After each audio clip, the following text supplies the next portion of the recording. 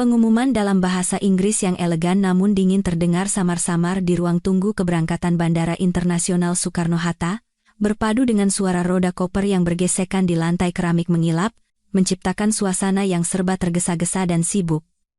Aku, Kartika Sari, sedang berdiri dalam antrean untuk check-in penerbangan ke London.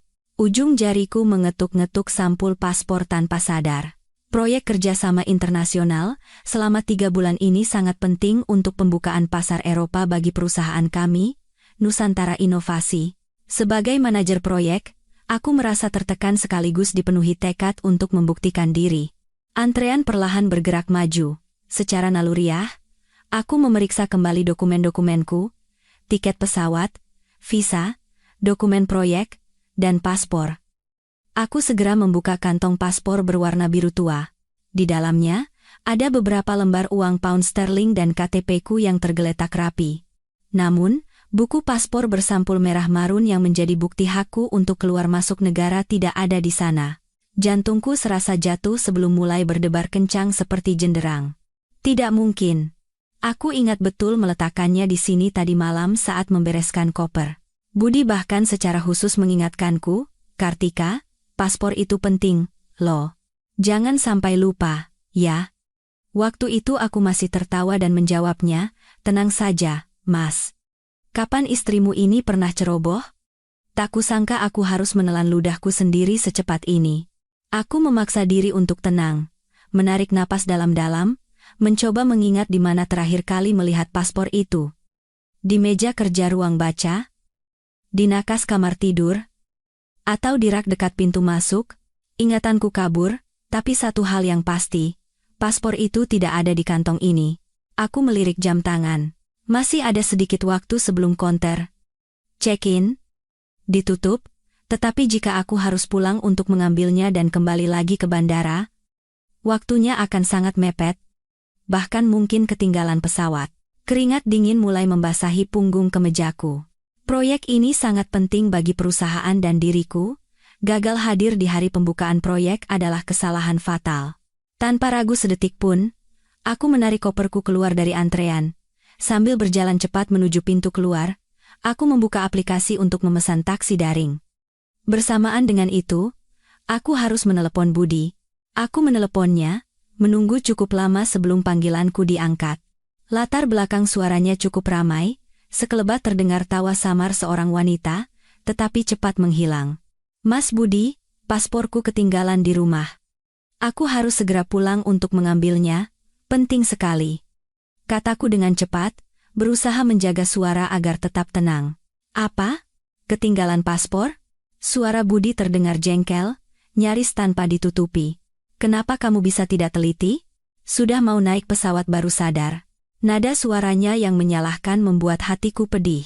Kami sudah menikah selama 5 tahun, dan sepertinya ia sudah terbiasa untuk selalu menyalahkan dan mempertanyakan diriku terlebih dahulu saat aku paling membutuhkan dukungan. Sifat Ibu Puspita, ibu mertuaku, perlahan meresap ke dalam ucapan dan tindakannya. Sekarang bicara itu tidak ada gunanya. Aku sedang dalam perjalanan pulang. Akan lebih baik kalau Mas bisa pulang dan bantu aku mencarinya. Seingatku, mungkin ada di ruang baca atau kamar tidur. Aku menekan rasa kesalku, mencoba berbicara setenang mungkin. Aku sedang bertemu klien penting. Tidak bisa pergi, tolak Budi seketika. Suaranya terdengar formal dan menjaga jarak. Bukankah hari ini ibu bilang mau mampir ke apartemen kita untuk menyiram tanaman? Coba saja telepon beliau, tanyakan apa sudah sampai. Minta tolong beliau carikan. Klien penting. Aku ingin bertanya lebih lanjut, tetapi waktu terlalu sempit untuk berdebat. Baiklah. Kalau begitu aku akan hubungi ibu. Kalau urusanmu sudah selesai, cepat pulang ya, aku takut tidak keburu. Iya. Tahu. Hati-hati di jalan? Jawabnya sekenanya, lalu cepat-cepat menutup telepon.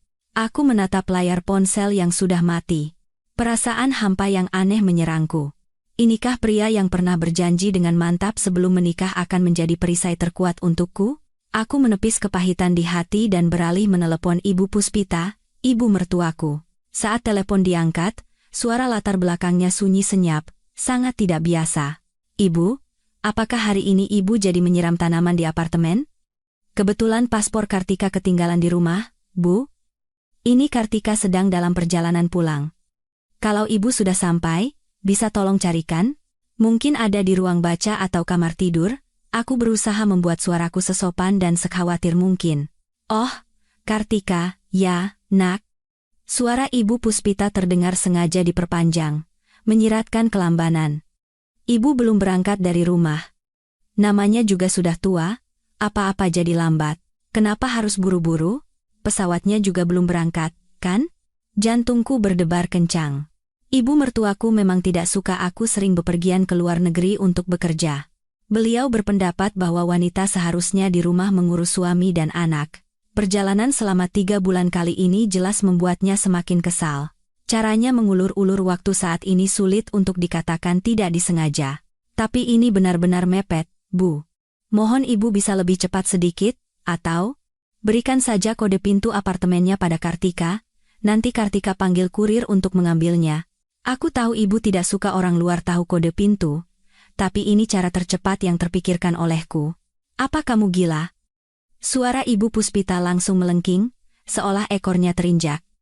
Kode pintu mana bisa dikasih ke sembarang orang? Barang berharga di rumah itu banyak. Tunggu sebentar, ibu segera berangkat sekarang juga. Meskipun berkata demikian, nada suaranya yang tidak rela nyaris menembus keluar dari pengeras suara. Terima kasih, Bu. Mohon cepat ya. Aku menutup telepon dengan lemas. Perasaan tidak nyaman yang awalnya kecil, bagaikan setetes tinta di air jernih, kini menyebar dengan cepat.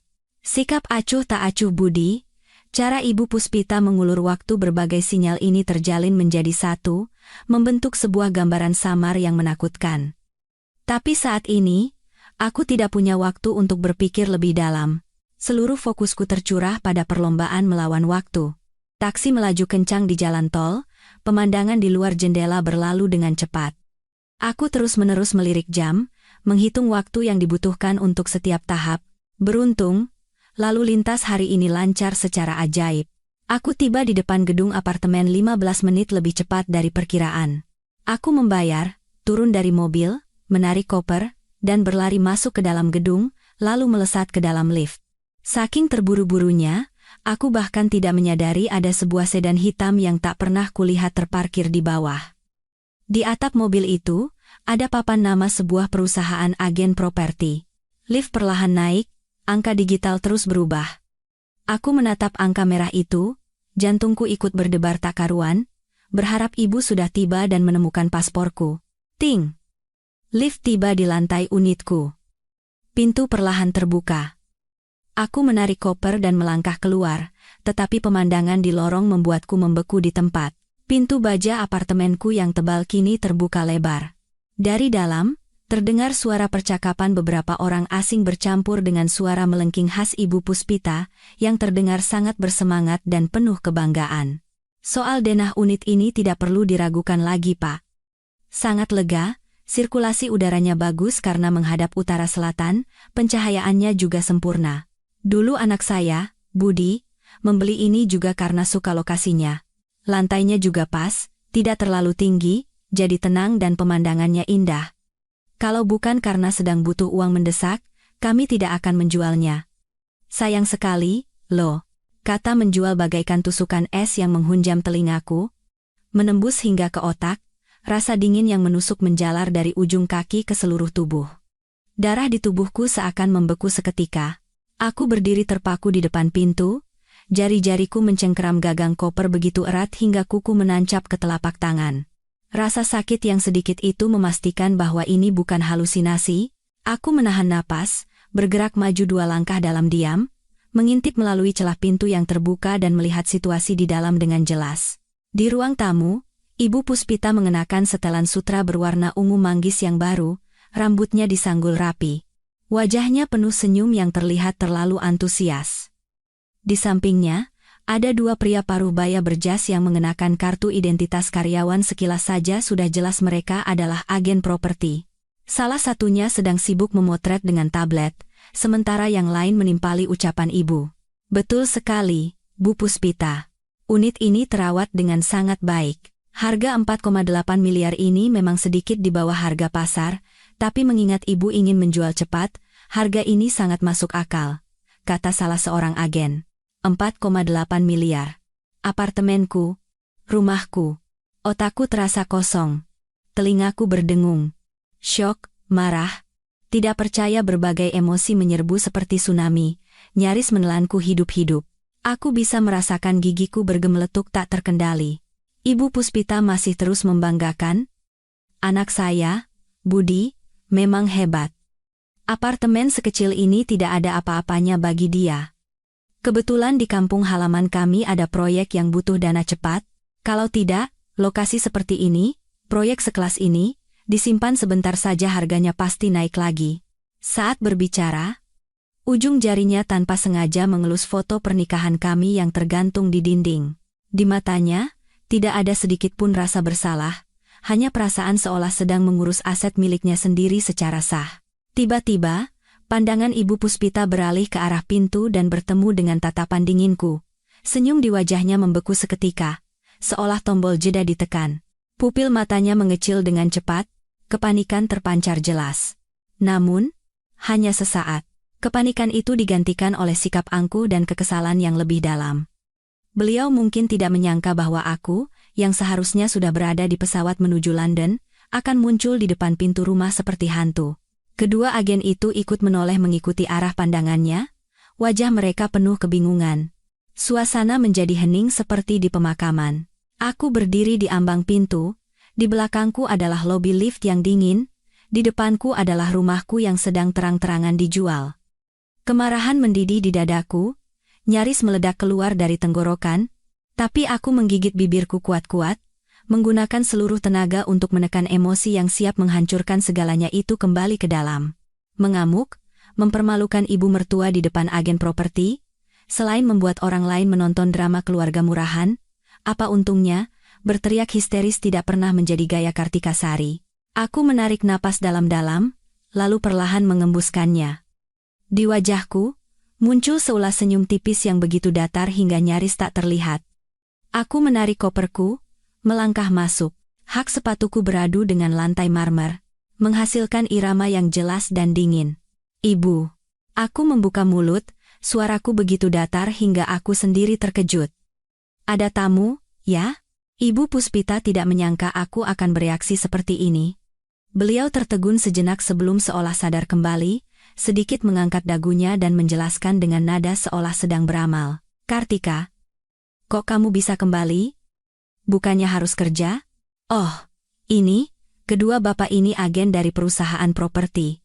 Ibu sedang mengajak mereka melihat-lihat rumah.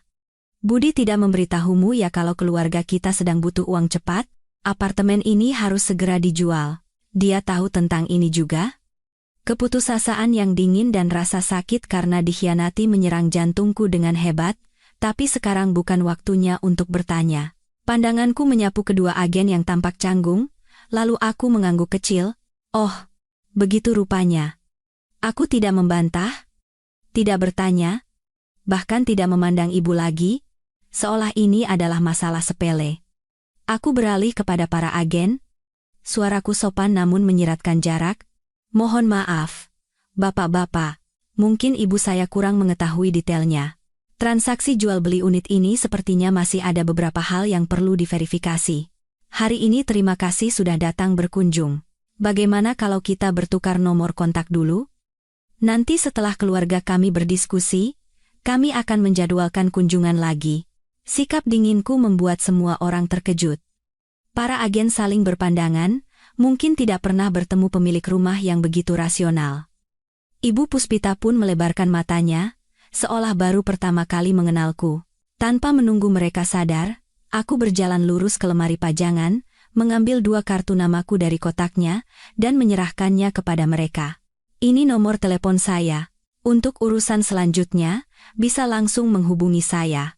Para agen menerima kartu nama itu. Mereka melihat jabatan Direktur Proyek, PT Nusantara Inovasi dan nama Kartika Sari di kartu nama, lalu membandingkannya dengan wajah Ibu Puspita yang sudah pucat pasi. Sepertinya mereka mulai mengerti sesuatu. Mereka buru-buru mengangguk. Baik, Bu Kartika. Kalau begitu kami tidak akan mengganggu lagi. Kami tunggu kabarnya. Setelah berkata begitu, mereka nyaris berlari keluar dari rumahku. Pintu berbunyi. Klik. Pelan saat ditutup.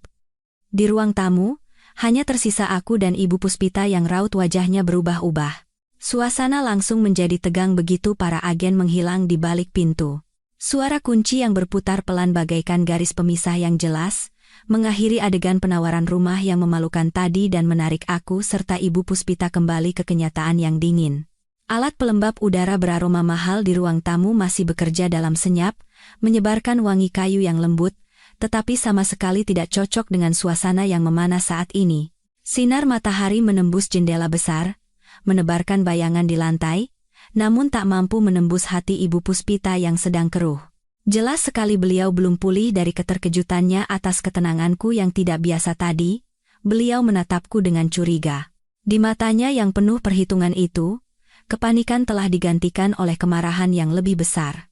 Beliau mungkin sudah mengantisipasi aku akan berteriak histeris atau menuntutnya dengan hak apa ia menjual rumahku. Jika demikian, beliau bisa menggunakan statusnya sebagai orang tua dan alasan demi keluarga atau kamu tidak mengerti apa-apa untuk menekanku. Tapi aku tidak melakukan itu. Aku bahkan tidak langsung menghadapinya. Aku hanya menepikan koper ke dinding agar tidak menghalangi jalan, lalu berjalan lurus ke dispenser air dan menuang segelas air hangat untuk diriku sendiri. Jari-jariku yang menyentuh gelas terasa dingin, membantu sedikit menenangkan darahku yang mendidih dan amarahku. Aku membutuhkan ketenangan yang mutlak untuk menghadapi badai yang akan datang. Kartika. Akhirnya, Ibu Puspita tidak tahan lagi. Suaranya yang melengking memecah keheningan, syarat dengan kemarahan karena merasa dilecehkan. Sikap apa-apaan ini? Tadi aku bicara apa kamu tidak dengar? Rumah ini mau dijual. Budi juga sudah setuju. Kamu tiba-tiba pulang dan bersikap seperti itu di depan agen. Apa maksudmu? Aku perlahan berbalik, bersandar pada meja dapur yang dingin, menyesap sedikit air, lalu menatap wajahnya yang mulai memerah karena emosi. Dulu, aku pernah memandang wajah ini dengan hormat dan berusaha menyenangkannya karena ia adalah Ibu Budi. Aku berharap keluarga kami bisa hidup rukun. Tapi provokasi yang tak beralasan dan sikapnya yang melewati batas berkali-kali telah mengikis habis ikatan tipis di antara kami. Iya, Bu, suaraku masih datar tanpa riak. Ibu bilang Budi setuju. Apa ada buktinya? Misalnya surat kuasa darinya? Atau, bagaimana kalau Kartika telepon dia sekarang untuk konfirmasi? Aku berpura-pura akan mengambil ponsel. Wajah Ibu Puspita langsung berubah. Matanya bergerak gelisah. Bicaranya menjadi gagap, untuk apa ditelepon? Budi sedang bicara dengan klien penting, tidak ada waktu mengangkat teleponmu. Aku ini ibunya. Apa aku tidak bisa memutuskan untuknya? Rumah ini? Apa aku tidak punya hak sama sekali? Rumah ini? Aku mengulang kata itu pelan. Sudut bibirku terangkat membentuk senyum sinis. Apakah ibu lupa? Sertifikat tanah rumah ini atas nama siapa? Perkataan ini bagaikan jarum yang menusuk balon keangkuhan Ibu Puspita hingga pecah. Beliau seperti kucing yang ekornya terinjak. Langsung waspada. Apa maksudmu? Kartika, apa kamu sedang pamer kalau rumah ini milikmu? Akan ku beritahu ya, meskipun namanya atas namamu. Tapi itu dibeli dengan uang hasil kerja keras anakku. Ini adalah aset keluarga kami. Kamu menikah masuk ke keluarga ini. Dirimu dan semua barangmu adalah milik keluarga kami. Sekarang aku butuh uang cepat, menjual rumah sendiri. Apa salahnya? Aset keluarga kami. Aku nyaris tertawa, tawa yang dingin dan penuh keputusasaan. Jadi, inilah pemikiran yang mengakar kuat di benak ibu dan anak ini. Aku meletakkan gelas, tidak lagi menyembunyikan tatapan dingin di mataku. Ibu selalu bilang ini uang Budi yang membelinya. Kalau begitu, apa ibu tahu berapa harga penuh apartemen ini? Berapa uang mukanya? Berapa cicilan per bulannya? Apa ibu pernah melihat perjanjian kreditnya? Rentetan pertanyaanku bagaikan batu-batu dingin yang dilemparkan. Ibu Puspita terdiam. Beliau tidak tahu angka-angka pasti ini, atau mungkin memilih untuk tidak tahu dan hanya percaya bahwa putranya hebat. Untuk apa aku peduli soal itu? Yang jelas anakku hebat. Beliau mencoba membantah, tetapi kepercayaan dirinya jelas menurun. Tatapannya mulai menghindar. Aku tahu, inilah saatnya. Berdebat lebih jauh tidak ada gunanya, hanya akan berputar-putar dalam argumen aset keluarga kami yang konyol. Aku butuh bukti, bukti yang akan membuat mereka terpojok dan tidak bisa membantah. Iya, Bu, Ibu benar. Budi memang yang paling hebat. Aku mengubah sikap, tiba-tiba setuju dengannya. Suaraku terdengar seolah pasrah. Tapi, menjual rumah itu urusan besar. Bu, tetap saja harus periksa sertifikat. KTP? Apakah dokumennya lengkap atau tidak? Kartika ingat menyimpannya di brankas di ruang baca. Aku berbicara sambil berjalan santai menuju ruang baca. Ibu Puspita tertegun sejenak, seolah tidak bisa mengikuti perubahanku. Tapi begitu mendengar kata sertifikat dan brankas, beliau seperti teringat sesuatu. Wajahnya memancarkan kepanikan. Beliau buru-buru mengikutiku. Mulutnya masih mengomel. Untuk apa dilihat? Barang-barang itu aku tahu di mana, tidak usah kamu ikut campur. Semakin beliau melarang, semakin besar kecurigaan dan tekad di hatiku. Apa yang Budi lakukan di belakangku? Atau jangan-jangan dia sudah diam-diam mengambil barang di brankas? Ruang baca masih sama seperti saat ku tinggalkan, bersih, rapi, dan beraroma buku. Brankas kecil untuk rumah tangga diletakkan di bawah meja kerja. Aku berjongkok, jariku menekan papan ketik sandi. Sandi ini hanya aku dan Budi yang tahu. Aku menarik napas dalam-dalam, menekan kombinasi sandi, tanggal ulang tahun pernikahan kami. Tik. Suara pelan terdengar, lampu hijau menyala, dan pintu brankas terbuka. Ibu Puspita mendesak dari samping, mencondongkan tubuhnya untuk melihat ke dalam, napasnya terengah-engah. Brankas itu terbagi 2 tingkat. Tingkat atas berisi kotak perhiasan, buku tabungan, dan beberapa amplop dokumen penting yang tersusun rapi. Tingkat bawah cukup kosong. Pandanganku tertuju pada amplop kokelat tebal berisi dokumen properti di tingkat atas. Aku mengulurkan tangan dan mengambilnya. Rasanya berat. Ibu Puspita menatap tanganku tajam. Aku membuka tali pengikatnya dan mengeluarkan dokumen di dalamnya satu persatu. Akta jual beli, sertifikat hak milik, bukti pembayaran pajak, bukti pembayaran iuran pengelolaan. Semua dokumen lengkap. Aku membuka sertifikat hak milik bersampul krem terlebih dahulu. Di kolom pemegang hak, tercetak jelas 3 kata, Nona Kartika Sari.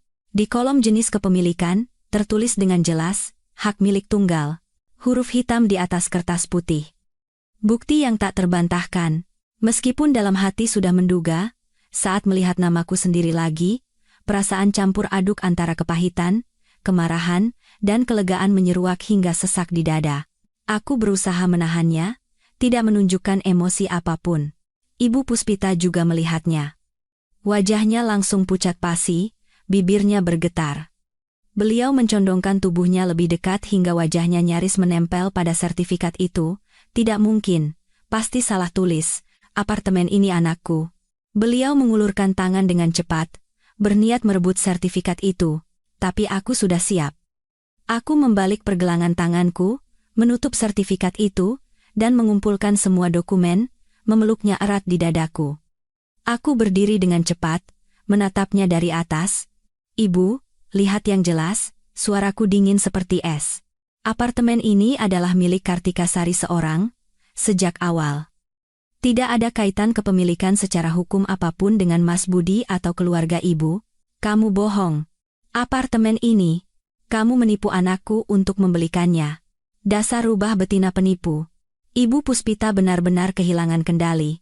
Beliau menunjuk-nunjuk dan memakiku seperti pedagang di pasar, air liurnya nyaris mengenai wajahku. Akan kuberitahu ya, Kartika, apartemen ini harus kamu jual. Jual, lalu serahkan uangnya pada Budi untuk investasi. Itu adalah kewajiban seorang istri. Melihat sikap histerisnya, rasa hormat terakhirku padanya sebagai orang tua lenyap sudah. Berbicara tentang hukum dan fakta dengan orang yang tidak bisa berkomunikasi dan hanya memegang teguh alasannya sendiri sama saja seperti berbicara dengan tembok. Aku tidak lagi mempedulikan makiannya, tetapi mulai memeriksa barang-barang lain di brankas dengan cepat dan teliti. Beberapa perhiasan mahalku masih ada lengkap. Buku tabungan juga tidak ada tanda-tanda disentuh. Tapi di lubuk hatiku, Aku masih merasa tidak nyaman. Budi dan Ibu Puspita berani membawa orang untuk melihat dan menjual rumah seterang-terangan ini, hanya bermodalkan keangkuhan ibu dan teori aset keluarga karangan mereka? Pandanganku menyapu tingkat bawah brankas sekali lagi. Selain kotak lensa kamera yang jarang dipakai, sepertinya ada sebuah benda hitam kecil mirip flash drive yang baru. Jantungku berdebar. Aku membungkuk dan mengambilnya. Benar, sebuah flash drive. Bentuknya biasa saja, tapi kemunculannya di sini terasa aneh. Brankasku hampir tidak pernah menyimpan perangkat elektronik. Naluri mengatakan ada sesuatu di dalamnya.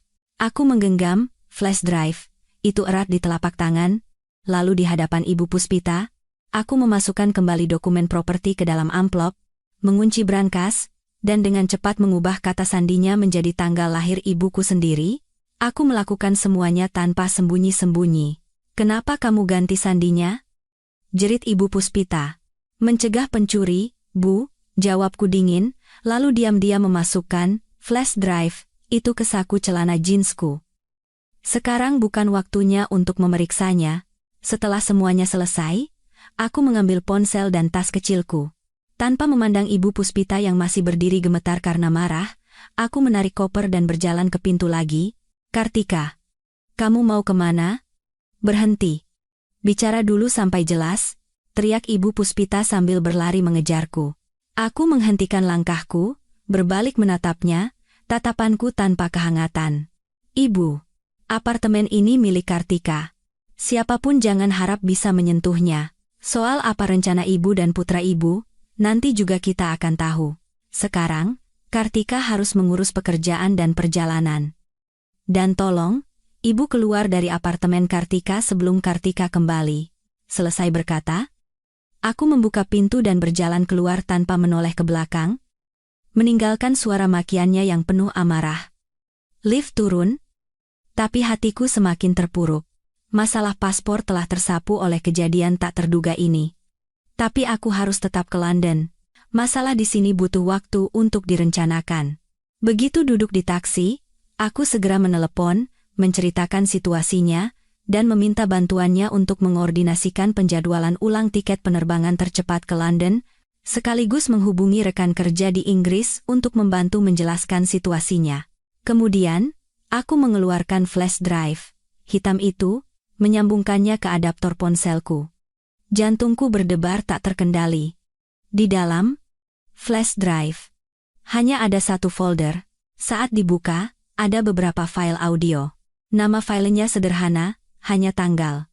Aku membuka file terbaru. Di headphone, suara percakapan Budi dengan seorang pria asing langsung terdengar. Latar belakangnya sepertinya di sebuah restoran atau kafe. Pria asing.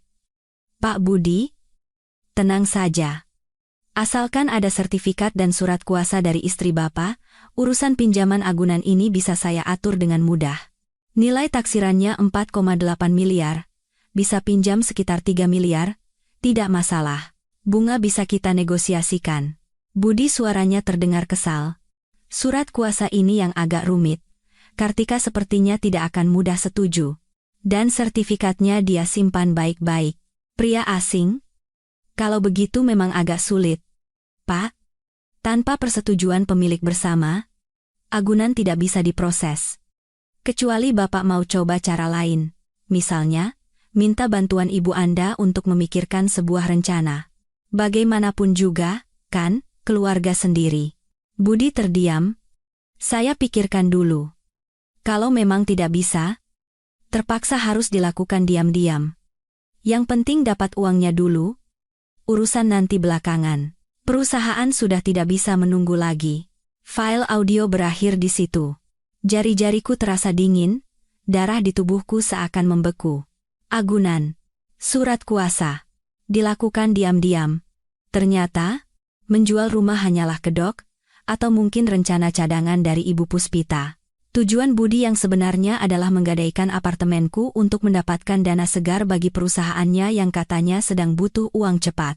Perasaan dikhianati yang luar biasa bagaikan tangan dingin yang mencekik leherku hingga nyaris tak bisa bernapas. 5 tahun pernikahan, kukira aku telah memberikan segalanya untuk keluarga, berusaha menyeimbangkan pekerjaan dan kehidupan pribadi. Tapi yang kudapat adalah rencana penipuan dari suamiku sendiri. Marah, sakit hati, berbagai emosi nyaris mencabik-cabikku. Tapi aku tahu, sekarang bukan waktunya untuk bersedih. Aku menarik napas dalam-dalam, memaksa diri untuk tenang. Aku menyalin file audio ini beserta file lainnya yang isinya sebagian besar serupa, tentang konsultasi mencari cara menggadaikan sertifikat mengenkripsinya, lalu mencadangkannya di cloud, dan beberapa perangkat lain. Ini adalah bukti penting yang mungkin akan berguna di masa depan. Setelah itu, aku menghapus riwayat pemutaran file di ponsel, mencabut flash drive, dan menatap pemandangan di luar jendela mobil yang berlalu cepat.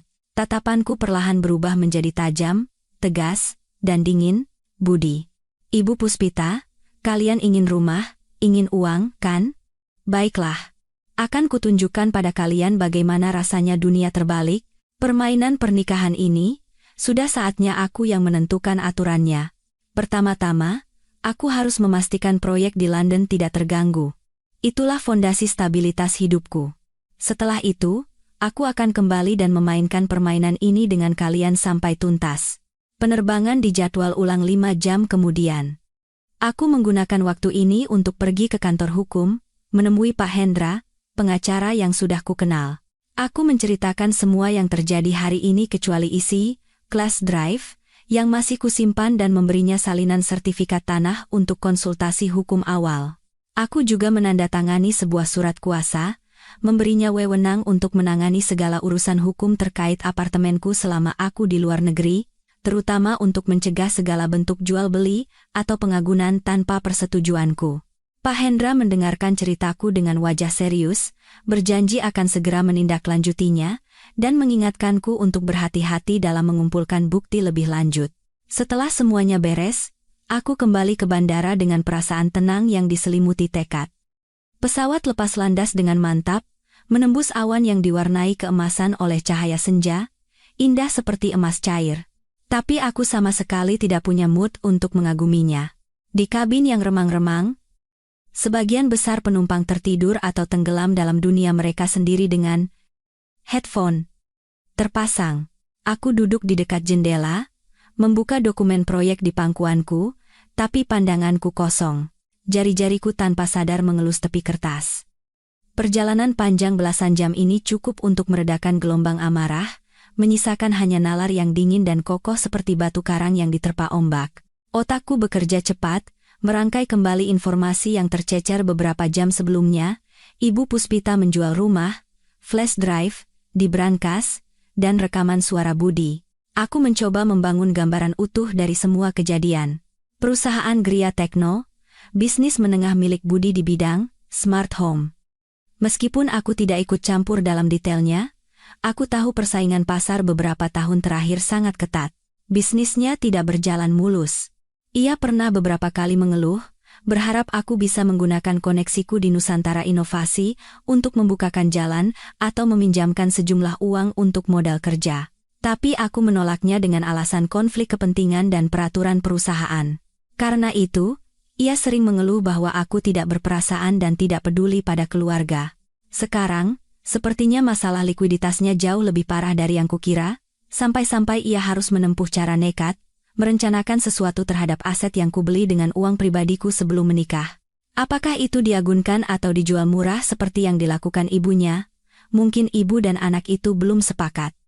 Ibu Puspita mungkin hanya tahu bahwa menjual rumah akan mendatangkan uang tunai dalam jumlah besar dengan cepat. Sementara Budi mungkin lebih condong pada pengagunan, yang akan mendapatkan uang sekaligus tetap mempertahankan rumahnya, atau dengan kata lain, mempertahankan medan pertempuran untuk terus menggerogoti asetku. Ketika teringat kalimat Budi di rekaman suara, kalau memang tidak bisa, terpaksa harus dilakukan diam-diam. Yang penting dapat uangnya dulu, urusan nanti belakangan. Rasa dingin kembali menjalar di tulang punggungku. 5 tahun berbagi ranjang, aku tidak pernah tahu dia bisa sedingin dan selicik ini. Surat kuasa, bagaimana caranya? Memalsukan tanda tanganku? Atau memanfaatkan kepergianku selama 3 bulan untuk mencari cara menggunakan KTP dan stempel pribadiku? Jantungku serasa diremas oleh tangan tak terlihat, rasa sakit menyebar hingga sesak napas. Aku memejamkan mata, menghirup udara kering dan dingin di kabin dalam-dalam. Jangan menangis, Kartika. Orang seperti ini tidak pantas mendapatkan air matamu. Air mata adalah senjata orang lemah, dan yang kubutuhkan sekarang adalah baju zirah dan pedang. Aku mengembalikan fokusku pada dokumen proyek. Penetrasi pasar Eropa adalah pertempuran sengit. Di internal Nusantara Inovasi sendiri persaingannya tinggi, banyak yang mengawasiku, seorang direktur muda yang naik jabatan dengan cepat berkat prestasi. Proyek ini harus berhasil, tidak boleh gagal. Ini tidak hanya menyangkut masa depan karierku, tetapi juga jaminan hidupku dan jalan keluar dari kubangan lumpur ini. Aku harus memisahkan emosi pribadi, setidaknya untuk 3 bulan ke depan, dan mencurahkan seluruh energiku pada pekerjaan. Saat pesawat mendarat di Bandara Heathrow, London, hari masih pagi, udara yang lembab dan segar menyambut wajahku, membawa aroma khas vegetasi daerah ini. Aku menyalakan ponsel, menghubungkannya ke internet. Notifikasi dari WhatsApp dan pesan masuk berbunyi bertubi-tubi. Sebagian besar adalah pesan dari grup kerja. Rekan-rekan bertanya tentang perjalanan dan janji penjemputan di bandara. Aku segera membalas bahwa aku sudah tiba dan sedang melewati imigrasi. Kemudian, aku melihat pesan yang belum terbaca dari Budi. Waktu pengirimannya adalah setelah aku lepas landas dari Indonesia. Kartika, tadi ibu menelepon, katanya kamu pulang ke apartemen. Ada apa? Paspornya sudah ketemu? Nadanya terdengar khawatir, tetapi di antara baris kalimatnya tersirat upaya untuk memancing informasi. Dia pasti sudah tahu dari ibunya tentang kejadian penjualan rumah itu. Ini adalah caranya melempar batu sembunyi tangan. Aku tertawa sinis, tidak langsung membalas. Sekarang bukan waktunya untuk berperang. Berdebat melalui telepon lintas benua hanya akan membuang-buang energi dan emosi tanpa hasil. Aku butuh waktu untuk merencanakan dan melihat apa langkah selanjutnya.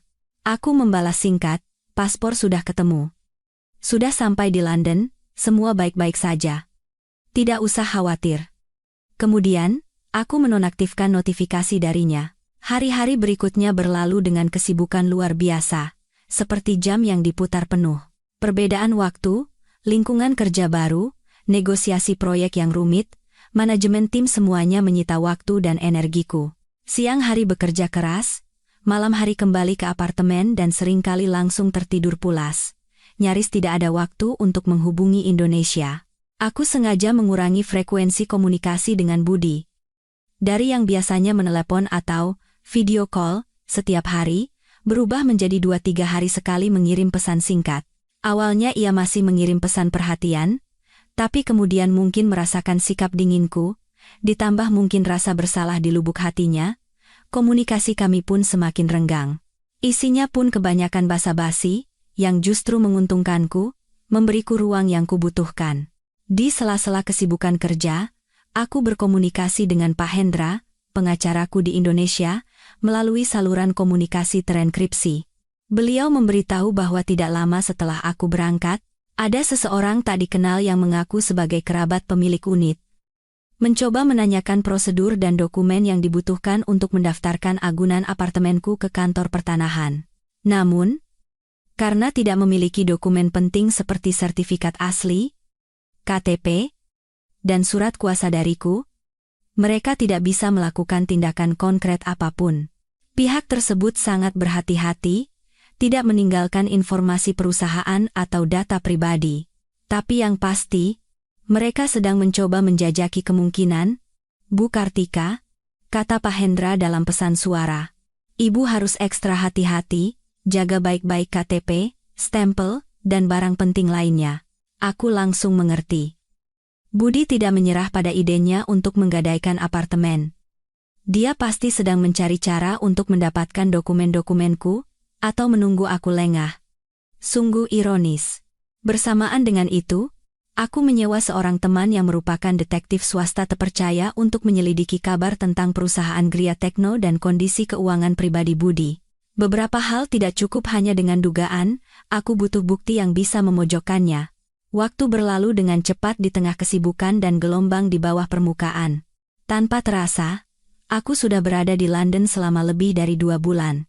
Proyek berjalan sangat baik, kesepakatan kerja sama awal dengan distributor terbesar di sana sudah tercapai, tinggal negosiasi detail akhir dan upacara penandatanganan. Di dalam tim, peranku juga semakin diakui. Saat kupikir aku bisa sedikit bernapas lega dan bersiap untuk tahap akhir pekerjaan, suatu malam waktu Inggris, sekitar pukul 9 malam yang berarti dini hari di Indonesia, ponselku bergetar hebat. Bukan notifikasi WhatsApp, melainkan panggilan telepon internasional langsung. Nama yang muncul di layar adalah Budi Hartono. Aku sedang duduk di meja kerja di hotel, merevisi draft akhir kontrak di laptop. Melihat namanya, jantungku berdebar kencang. Jam segini di Indonesia seharusnya sekitar pukul 1 atau 2 pagi, kenapa dia menelepon jam segini? Apalagi panggilan langsung yang mahal. Naluri kuat memberitahuku sesuatu telah terjadi, atau pihak sana sudah kehabisan akal. Aku tidak langsung mengangkatnya. Nada dering terus berbunyi di kamar yang sunyi, terdengar menusuk telinga. 1 kali, 2 kali, 3 kali. Begitu panggilan terputus, nyaris tanpa jeda, ponselku kembali berdering membabi buta. Aku menarik napas dalam-dalam, menutup laptop, mengambil ponsel, dan berjalan ke jendela. Pemandangan malam kota London yang gemerlap, dengan lampu-lampu neon yang melukiskan kemegahan kota besar, terasa sangat kontras dengan dinginnya hatiku. Ketika telepon berdering untuk ke-7 atau ke-8 kalinya, aku menekan tombol terima dan menjauhkan ponsel sedikit dari telinga. Sesuai dugaan, suara bentakan Budi yang nyaris gila langsung meledak dari pengeras suara. Serak dan melengking, penuh amarah dan kepanikan yang luar biasa, kehilangan semua ketenangan palsu yang selama ini ia tunjukkan. Kartika, apa yang sudah kamu lakukan? Hah? Katakan, perbuatan gila. Apa yang kamu lakukan di belakangku? Suaranya pecah karena emosi yang meluap-luap. Di latar belakang, samar-samar terdengar isak tangis histeris Ibu Puspita. Aku memasang wajah datar, suaraku tenang tanpa riak, bahkan menyiratkan ketidakpahaman yang disengaja. Mas Budi? Ini dini hari. Loh. Menelepon hanya untuk berteriak-teriak tidak jelas seperti ini? Gila? Aku dibuat gila olehmu. Suaranya naik 1 oktav, nyaris memecahkan gendang telingaku. Kantor pertanahan. Tadi orang dari kantor pertanahan meneleponku. Bilang kalau apartemen itu sudah ganti nama pemilik. Pemilik baru akan mengecek unitnya besok. Menyuruh kita segera pindah. Ini omong kosong apa? Kata-katanya meluncur seperti rentetan tembakan. Informasinya banyak dan membingungkan, tetapi inti pesannya sangat jelas. Rumah itu telah dijual. Jantungku sempat berdetak tak beraturan, tetapi kemudian digantikan oleh ketenangan yang sudah kuantisipasi. Pak Hendra bekerja lebih cepat dari yang kukira, atau mungkin Budi dan ibunya sendirilah yang mempercepat prosesnya. Surat kuasa yang kutandatangani sebelum berangkat memberinya wewenang untuk mengambil tindakan darurat guna melindungi asetku jika ditemukan ada pihak yang mencoba mengelolanya secara tidak sah. Sepertinya, tindakan Budi atau ibunya telah memicu klausul itu, tapi aku tetap berpura-pura tidak tahu, bahkan tertawa kecil. Tawa yang terdengar melalui telepon ke telinga Budi pasti sangat menusuk. Ganti nama pemilik? Oh, soal itu? Iya. Benar, Kartika yang menjualnya. Laku 4,8 miliar, harganya mungkin sedikit di bawah pasaran, tapi pembelinya bayar tunai, jadi cepat. Menurut Kartika cukup menguntungkan. Kamu jual? Apa kamu menjual rumahku? Suara Budi melengking hingga nyaris pecah, penuh dendam karena merasa dikhianati. Kartika? Apa kamu sudah gila? Itu rumah yang ibu siapkan untuk pernikahan kita. Itu aset keluarga, hak apa kamu menjualnya tanpa persetujuanku? Lalu ibu mau tinggal di mana? Aku mau tinggal di mana? Rumahmu? Aset keluarga? Aku mengulang kata-katanya, nada suaraku penuh cemoohan yang tak disembunyikan. Mas Budi, apa kamu sudah lupa? Atau memang tidak pernah ingat? Sertifikat tanahnya jelas-jelas tertulis atas nama Kartika Sari seorang. Ini adalah apartemen yang kubeli dengan seluruh uang tabunganku sendiri sebelum menikah. Secara hukum, ini milikku pribadi sejak awal. Aku menjual barang milikku sendiri. Apa perlu persetujuan dari penyewa sepertimu? Ujung telepon hening seketika. Hanya terdengar suara napas Budi yang tersengal-sengal, seperti binatang buas yang tercekik. Beberapa detik kemudian, jeritan yang lebih gila meledak, bercampur dengan umpatan putus asa. Kartika, dasar wanita kejam, kamu merencanakan ini, kamu sudah merencanakannya sejak awal, kan? Pergi kerja 3 bulan apanya, kamu hanya cari alasan untuk menjual rumah, kamu mau membuat aku dan ibu mati, kan? Akan kuberitahu, tidak akan bisa. Rumah ini tidak akan bisa kamu jual. Aku akan cari orang, aku akan gugat kamu. Aku akan membuatmu tidak tenang hidup. Gugat aku? Aku menyela dengan dingin. Bagus. Silakan saja. Kebetulan, aku juga punya sesuatu yang ingin kuperlihatkan pada hakim. Misalnya, bukti rekaman suara seseorang yang mencoba memalsukan surat kuasa untuk menggadaikan harta bawaan istrinya. Ujung telepon kembali hening. Kali ini, bahkan suara napasnya pun melemah. Aku bisa membayangkan wajah Budi saat ini, pasti pucat pasi karena terkejut. Dia pasti tidak pernah bermimpi aku memiliki kartu truf ini. Setelah lama, barulah ia bertanya dengan suara yang nyaris lemah dan bergetar, Kamu dapat rekaman itu dari mana? Soal itu, kamu tidak perlu khawatir, suaraku datar. Mas Budi, demi kita pernah menjadi suami istri selama 5 tahun, aku beri kamu dan ibu waktu 3 hari untuk berkemas dan pindah dari apartemenku. Tentu saja, kalau kalian mau bertarung di pengadilan, aku selalu siap. Tapi kusarankan, pikirkan baik-baik, kalau masalah ini sampai ke pengadilan, siapa yang akan kehilangan muka dan siapa yang akan rugi lebih besar. Selesai berkata, aku tidak memberinya kesempatan untuk berteriak atau memohon lagi. Aku langsung memutus sambungan. Sesaat setelah telepon ditutup, dunia kembali sunyi. Tapi aku tahu, ini bukan akhir. Budi dan ibunya tidak akan begitu saja terusir dari rumah. Serangan balasan yang lebih sengit pasti akan datang. Layar ponsel menyala lagi.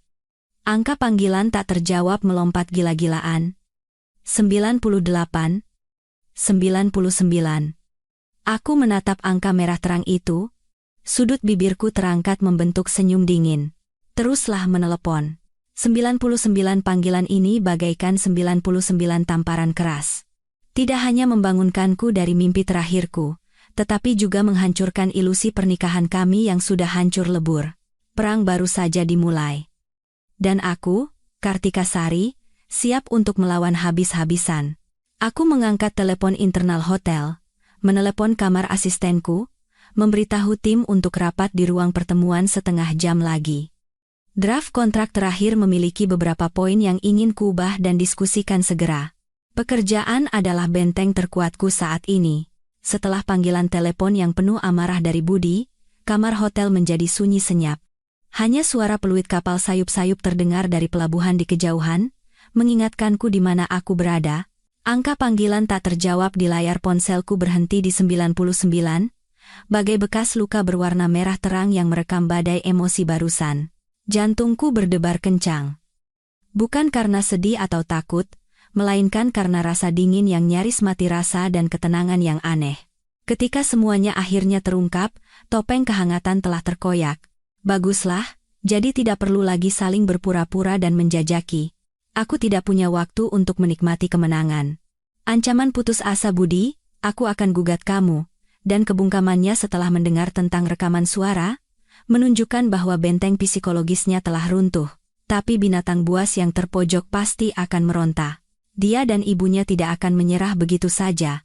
Serangan balasan mereka akan lebih gila dan nekat. Aku segera mengangkat telepon hotel, menghubungi asistenku, Lisa. Suaraku kembali profesional dan dingin.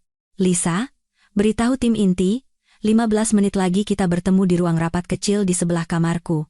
Draft kontrak terakhir ada beberapa poin krusial yang harus segera kita finalisasi untuk negosiasi putaran akhir dengan pihak Inggris besok.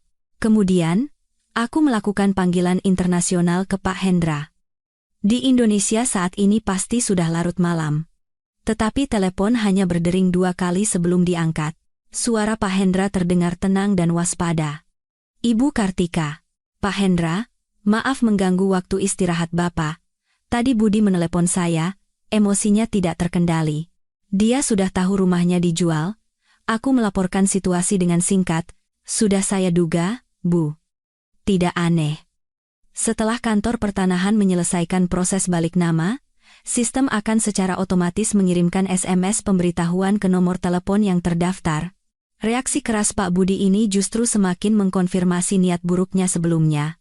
Bagaimana keadaan Ibu Kartika sendiri? Saya baik-baik saja. Pekerjaan masih berjalan sesuai rencana. Aku berhenti sejenak, merendahkan suara. Pak Hendra, saya khawatir mereka akan nekat. Ibu saya, tidak perlu khawatir, Bu. Pak Hendra langsung mengerti kekhawatiranku. Saat memproses balik nama, saya juga sudah mengaturkan tempat tinggal sementara untuk ibu Anda atas nama Anda, lengkap dengan peningkatan keamanan. Semua informasi dirahasiakan. Pihak Pak Budi tidak akan bisa melacaknya.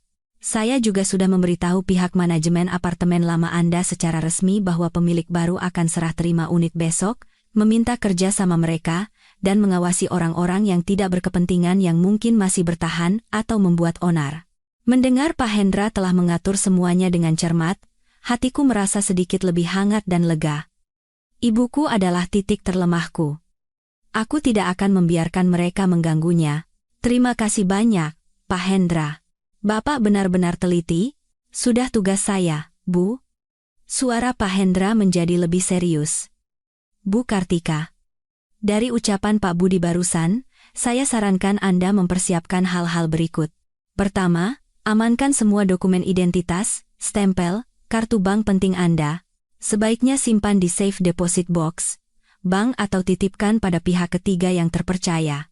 Kedua, kumpulkan dan simpan semua bukti yang bisa membuktikan bahwa Pak Budi dan ibunya mencoba mengelola aset Anda secara tidak sah, baik itu rekaman suara, pesan, atau riwayat obrolan. Ketiga, dan yang paling penting, sebelum semuanya selesai, hindari bertemu dengan mereka berdua secara langsung, terutama di masa-masa awal setelah Anda kembali ke Indonesia. Semua komunikasi sebaiknya melalui pengacara. Saya mengerti, Pak. Saya akan ingat semuanya. Bukti-bukti sudah saya cadangkan dan enkripsi. Soal pertemuan, dalam waktu dekat saya belum akan kembali ke Indonesia, dan kalaupun kembali, saya akan mempersiapkan diri dengan baik. Bagus sekali. Pak Hendra terdengar lega.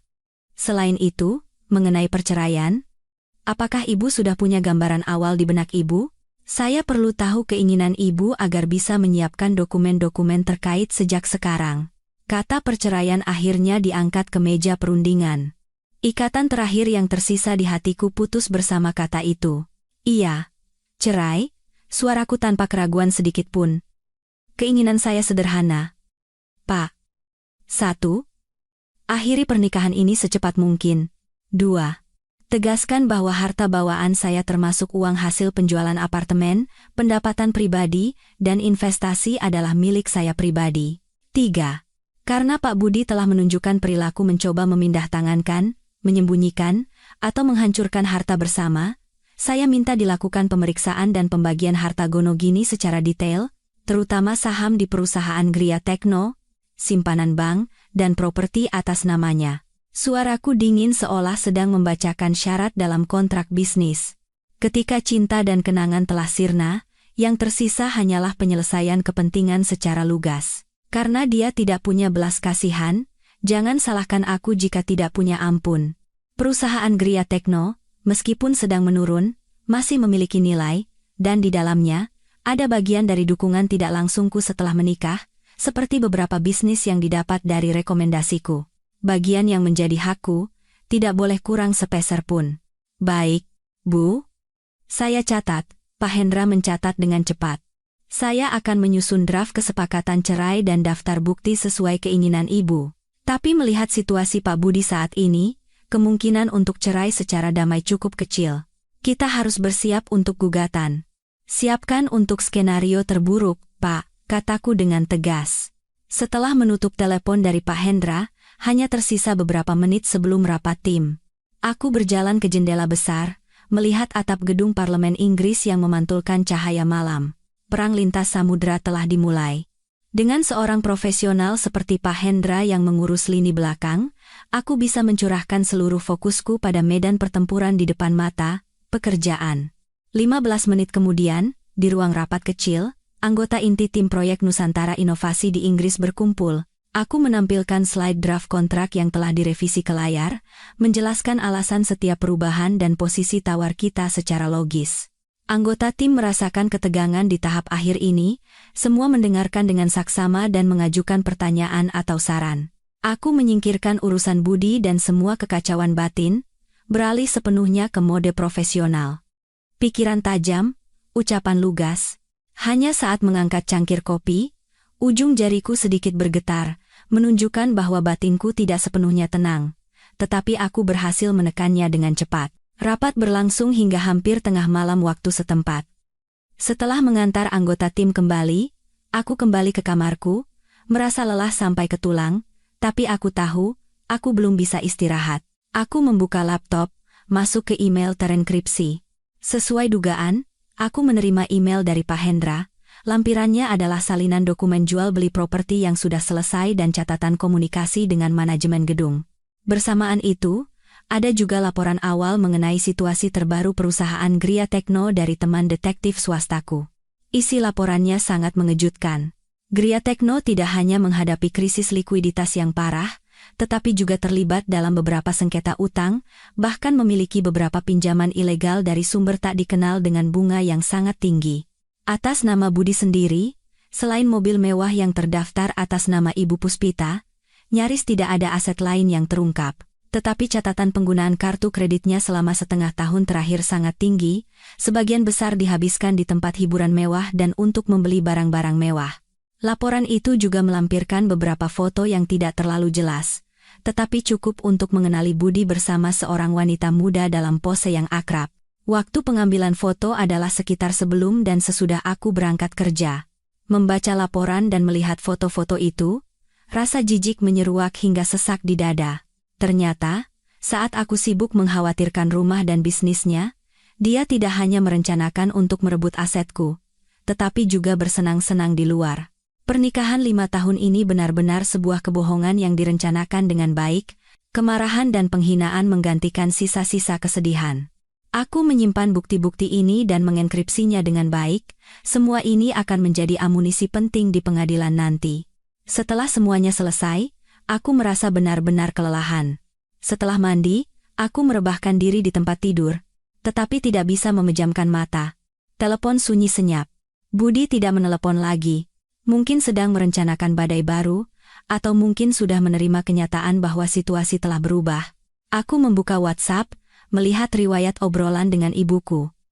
Pesan terakhir adalah kemarin, saat beliau bertanya bagaimana cuaca di London dan menyuruhku menjaga diri. Aku menatap pesan itu, sudut mataku sedikit menghangat. Masalah kotor ini tidak boleh sampai mengganggu ibu. Aku membalas dengan pesan suara, nadaku ceria, mengatakan bahwa proyek berjalan lancar dan sebentar lagi aku akan pulang menemuinya, menyuruhnya tidak khawatir. Dan jika ada orang asing yang datang atau menelepon, tidak perlu dihiraukan. Setelah meletakkan telepon, perasaan campur aduk antara rasa bersalah dan tekad kembali menyerang. Aku harus segera menyelesaikan masalah busuk ini agar ibu bisa tenang. Saat itu juga, teman detektifku mengirim email baru. Saat membuka lampirannya, ada foto yang lebih jelas. Foto Budi dan wanita itu dari belakang, sedang berjalan masuk ke sebuah hotel mewah. Waktu pengambilan foto, 1 minggu yang lalu. Bersamaan itu, di file lain ada laporan analisis arus kas terbaru Gria Tekno, yang menunjukkan ada dana sebesar 2 miliar rupiah ditransfer keluar atas nama biaya konsultan ke sebuah perusahaan bernama Dream Media, sebuah perusahaan cangkang. Dream Media. Aku langsung mencari informasinya. Data pendaftaran perusahaan ini sangat sederhana. Direktur utamanya orang yang tidak dikenal. Tetapi alamat pendaftarannya kebetulan berada di kawasan bisnis yang sering dikunjungi Budi. Dan wanita itu, detektif mengidentifikasinya sebagai seorang model dari agensi kecil. Benang kusut mulai terurai. Perusahaan Budi bermasalah keuangan, tetapi dia sendiri hidup mewah, bahkan membiayai seorang model, sampai-sampai harus nekat merencanakan sesuatu dengan apartemenku. Kekotoran ini membuatku mual. Aku menyimpan bukti baru ini, mengenkripsinya lagi. Semua ini akan menjadi senjata penting dalam gugatan cerai, untuk menuntutnya bersalah selama pernikahan, memindahtangankan, atau bahkan menghamburkan harta bersama. Setelah menyelesaikan semua ini, aku merasa lelah, tetapi di dalam hati ada tekad yang belum pernah kurasakan sebelumnya. Keberhasilan awal dalam pekerjaan memberiku kekuatan, dan tindakan Budi serta ibunya yang semakin gila justru membuatku melihat sifat asli mereka, dan semakin mantap untuk membuang semuanya tanpa ragu. Aku berdiri di depan jendela kaca besar hotel. Cahaya dari Tower Bridge bersinar seperti permata di malam hari. Dunia ini begitu luas dan menakjubkan. Aku punya kemampuan dan pantas mendapatkan masa depan yang lebih baik, bukan terperosok dalam kubangan pernikahan yang penuh kebohongan, rencana jahat, dan pengkhianatan. Budi, Ibu Puspita, silakan datang. Mari kita lihat, pada akhirnya, siapa yang akan kehilangan muka dan tempat tinggal. Aku mengangkat telepon, menelepon layanan kamar. Pesan makan malam sederhana. Saat ini, aku butuh makan enak dan tidur nyenyak. Upacara penandatanganan kerjasama dengan grup Carson berjalan lancar. Media bisnis lokal memberitakannya cukup besar, lengkap dengan foto diriku dan Mr. Anderson, CEO perusahaan, berjabat tangan dan tersenyum. Judul beritanya, Nusantara Inovasi Gandeng Grup Carson, buka era baru smart home di Inggris. Tim mengadakan pesta perayaan kecil. Sampanye dan senyum rekan-rekan kerja sejenak berhasil menyibak kabut di hatiku. Tapi aku tahu, medan pertempuran di Indonesia masih membara. Setelah pesta, kembali ke hotel, aku membuka laptop untuk membereskan email yang tertunda. Selain email pekerjaan, email terenkripsi dari Pak Hendra datang sesuai jadwal. Beliau melaporkan perkembangan terbaru, Ibu Puspita, karena membuat keributan di apartemen dan tidak kooperatif dengan polisi, divonis kurungan 5 hari. Pemilik baru telah serah terima unit, dan mengganti semua kunci. Budi mencoba menghubungiku melalui manajemen gedung tetapi tidak berhasil. Emosinya tampak semakin tidak stabil, namun belum ada tindakan yang lebih ekstrem. Di akhir email, Pak Hendra mengingatkan, Bu Kartika, saat ini Pak Budi terlihat diam, tapi kita harus waspada terhadap tindakan nekat saat terpojok. Selain itu, draft awal kesepakatan cerai sudah selesai saya siapkan. Terlampir di email ini. Mohon Ibu periksa. Aku membuka lampiran, draft kesepakatan cerai yang tebal, menjabarkan tuntutanku ke dalam pasal-pasal hukum yang ketat. Melihat kalimat-kalimat dingin itu, sisa-sisa nostalgia terhadap masa lalu memudar. Pernikahan ini sudah lama membusuk dari dalam, yang tersisa hanyalah pembagian kepentingan yang telanjang. Aku membaca isi kesepakatan itu dengan teliti dan membalas Pak Hendra. Draft kesepakatan sudah saya baca. Pada prinsipnya setuju. Mengenai pembagian saham Gria Tekno, mohon periksa nilai sebenarnya dan utang-utang yang mungkin ada. Saya curiga Pak Budi melakukan pengalihan aset atau menciptakan utang fiktif. Dan dalam waktu dekat, saya akan mengirimkan bukti tambahan mengenai kesalahannya selama pernikahan. Baru saja membalas email Pak Hendra, ponsel pribadiku berdering. Di layar muncul nama Rina. Rina adalah sahabat baikku selama bertahun-tahun, dan salah satu dari sedikit orang yang tahu kekacauan di Indonesia. Dia orang yang ceplas-ceplos, berasal dari keluarga berada, dan jaringannya luas. Dia adalah mata dan telingaku yang penting di Jakarta. Aku segera mengangkat telepon, suaraku terdengar sedikit rileks setelah kelelahan. Rin, Kartikaku sayang. Akhirnya diangkat juga. Suara Rina terdengar tergesa-gesa dan marah, seperti kacang yang digoreng. Proyekmu sudah kelar? Ya? Baru ada waktu angkat teleponku? Kamu tahu nggak, di Jakarta ini situasinya sudah mau meledak. Baru selesai urusan. Ada apa? Budi berulah apa lagi? Aku berjalan ke minibar. Menuang segelas air untuk diriku sendiri. Suaraku tenang. Setelah melalui banyak hal, aku sudah cukup kebal terhadap masalah yang bisa ditimbulkan Budi. Berulah apa lagi? Dia sudah hampir bisa terbang. Tahu, kata Rina dengan geram. Kamu tahu nggak? Sekarang dia menjelek-jelekan kamu di lingkaran sosial kita? Dia bilang kamu haus jabatan, makanya main mata sama petinggi di luar negeri, kerjasama dengan orang luar untuk menipu uang suaminya sendiri. Terus, katanya kamu tega mengusir dia dan ibunya dari rumah. Kejam, tidak manusiawi, mata duitan.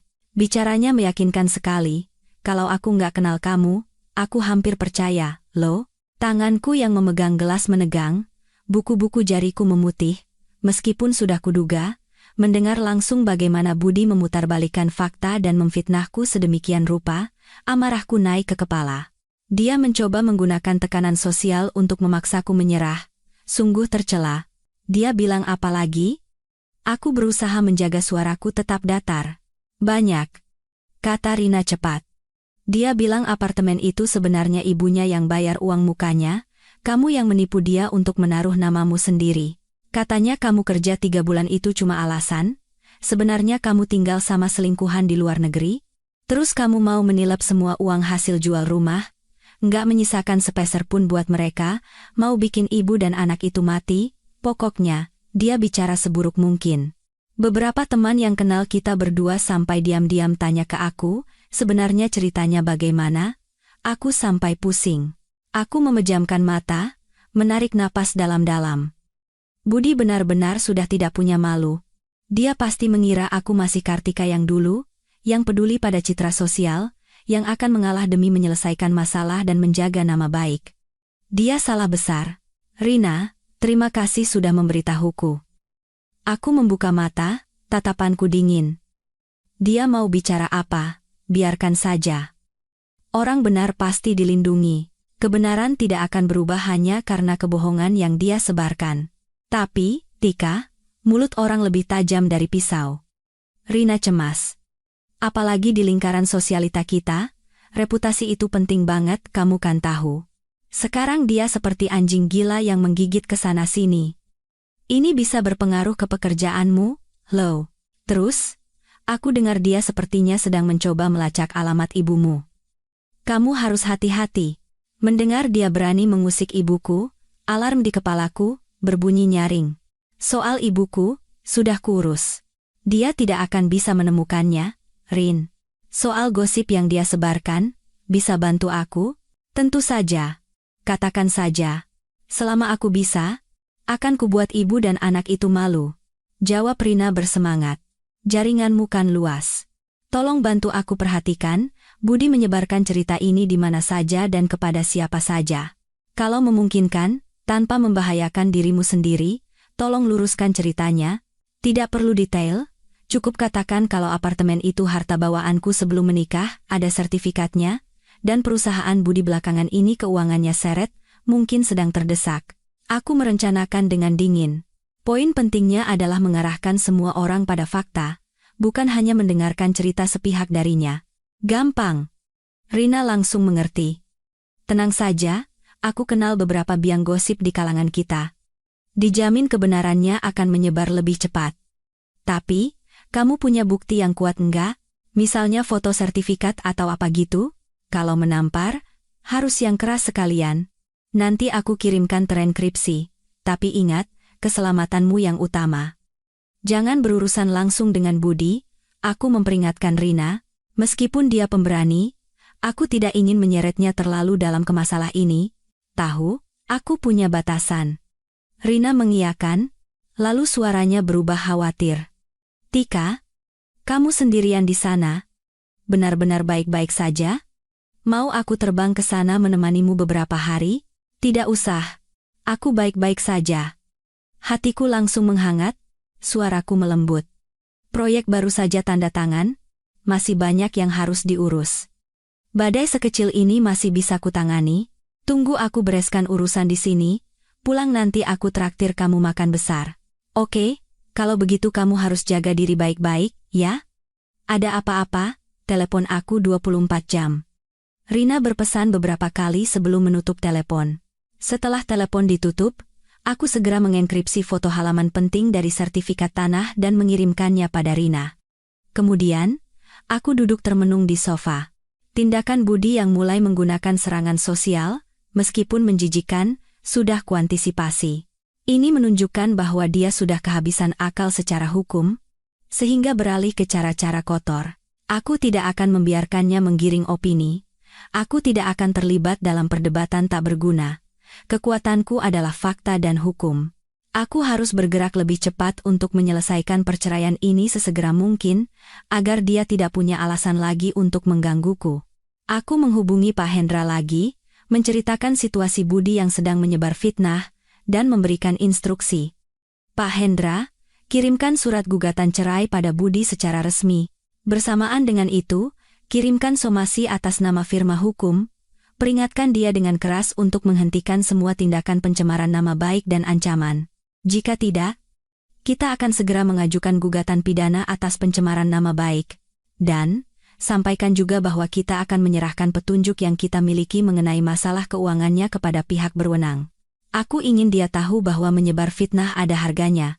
Setelah menyelesaikan urusan ini, hari sudah sangat larut, tetapi aku tidak bisa tidur. Aku berdiri di depan jendela, memandang pemandangan malam London yang tenang, kontras dengan situasi yang membara di Jakarta. Telepon dari Rina bagaikan suntikan semangat dan cermin, yang membuatku melihat situasi dan arah masa depan dengan lebih jelas.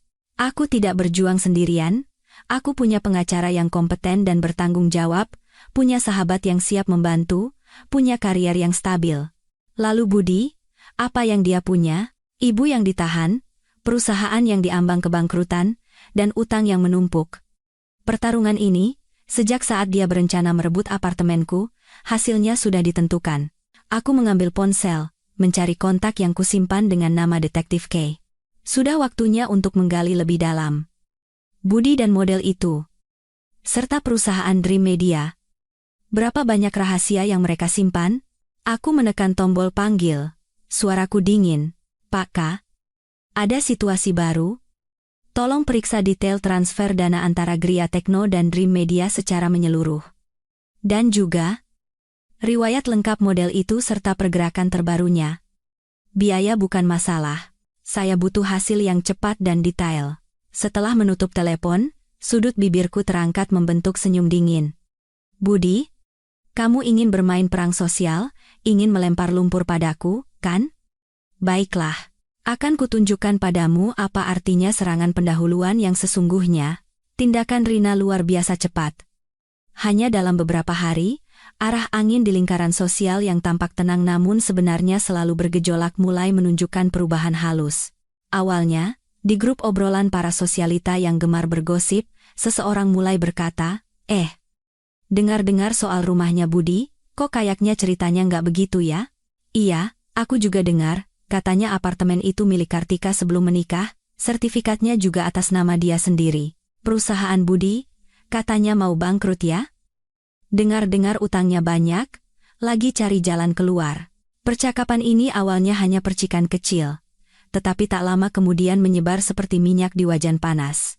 Seseorang bahkan menempelkan foto halaman penting sertifikat tanah yang tidak terlalu jelas, tentu saja dengan sensor alamat dan nomor dokumen di mana nama Kartika dan frasa hak milik tunggal terpampang jelas. Ada yang memposting informasi sengketa hukum dan pembekuan saham terbaru perusahaan Gria Tekno. Bahkan ada yang dengan yakin mengatakan sering melihat Budi di tempat hiburan mewah dengan seorang wanita muda, menghabiskan uang seperti orang yang perusahaannya tidak sedang diambang kehancuran. Arus opini publik mulai berbalik. Orang-orang yang tadinya termakan cerita sepihak Budi dan menyalahkan Kartika mulai ragu. Jangan-jangan mereka hanya dijadikan alat, karena di lingkaran sosial ini, kepentingan dan kekuasaan adalah kebenaran yang tak terbantahkan. Seorang wanita yang mampu membeli properti mewah dengan uang tunai sebelum menikah dan memiliki karier cemerlang, dibandingkan dengan seorang pria yang perusahaannya diambang kebangkrutan dan harus menyebar fitnah tentang mantan istrinya untuk mencari simpati siapa yang lebih unggul, sudah jelas. Berita-berita ini sampai ke telingaku melalui cerita Rina yang penuh warna, saat aku sedang rapat penutupan proyek dengan tim di London. Mendengar nada suara Rina yang bersemangat di telepon, aku hanya tersenyum tipis. Rina, terima kasih, tapi ini baru permulaan. Aku tidak terlalu gembira. Membalikan opini publik memang penting, tapi ini hanya mencabut taring beracun yang disebarkan Budi, belum melukainya sampai ke akar. Sejauh yang ku kenal Budi dan ibunya, mereka tidak akan menyerah begitu saja. Sebaliknya, mereka mungkin akan semakin gila saat rencananya gagal. Dan benar saja. Tidak lama kemudian, email terenkripsi dari Pak Hendra tiba. Di dalamnya terlampir beberapa tangkapan layar postingan yang Budi gunakan dengan akun anonim di forum daring dan media sosial lokal. Isinya lebih keji. Tidak hanya mengulang fitnah lama, tetapi juga mengarang cerita baru. Bahwa aku punya perilaku pribadi yang tidak pantas, menyalahgunakan jabatan, menggelapkan uang perusahaan, dan kebohongan lainnya. Bahkan melampirkan foto-foto yang diedit seadanya, foto diriku dengan beberapa rekan kerja pria di situasi kerja normal, untuk menggiring opini bahwa aku punya hubungan tidak pantas. Bu Kartika, tindakan Pak Budi sudah masuk kategori pencemaran nama baik yang serius. Kami sudah mengumpulkan buktinya. Apakah Ibu pikir kita akan langsung mengajukan gugatan? Tanya Pak Hendra di email. Aku melihat teks dan gambar-gambar menjijikan itu, merasakan gelombang mual. Manusia bisa sebegitu tidak punya malunya? Ini benar-benar membuka mataku. Dia berniat menghancurkanku sampai habis.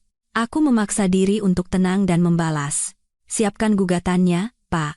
Tapi jangan diajukan dulu. Kirimkan somasi atas nama firma hukum terlebih dahulu. Peringatkan dia dan pihak-pihak yang mungkin terlibat seperti model itu atau media terkait dengan sangat keras. Minta dia menghapus semua informasi tidak benar dan meminta maaf secara publik dalam waktu yang ditentukan. Dan tegaskan bahwa kita berhak menempuh jalur pidana. Bersamaan itu, ajukan laporan anonim yang kita miliki tentang upaya pengagunan apartemen secara tidak sah dan masalah keuangan Gria Tekno ke instansi pengawas terkait. Strategiku jelas. Di satu sisi, gunakan senjata hukum untuk menekannya, membuatnya tahu bahwa menyebar fitnah ada konsekuensinya. Di sisi lain, serang titik terlemahnya secara langsung. Perusahaan dan kondisi keuangannya. Aku ingin membuatnya sibuk dengan masalahnya sendiri, hingga tidak punya waktu mengurusiku. Baik, Bu. Selain itu, Bu Kartika, Detektif K ada kemajuan baru. Pak Hendra melampirkan file terenkripsi lain. Aku segera membukanya. Investigasi Pak K benar-benar profesional dan mendalam. Dia tidak hanya mengkonfirmasi hubungan gelap Budi dengan model bernama Lia, yang telah berlangsung lebih dari setengah tahun, tetapi juga menemukan informasi yang lebih mengejutkan.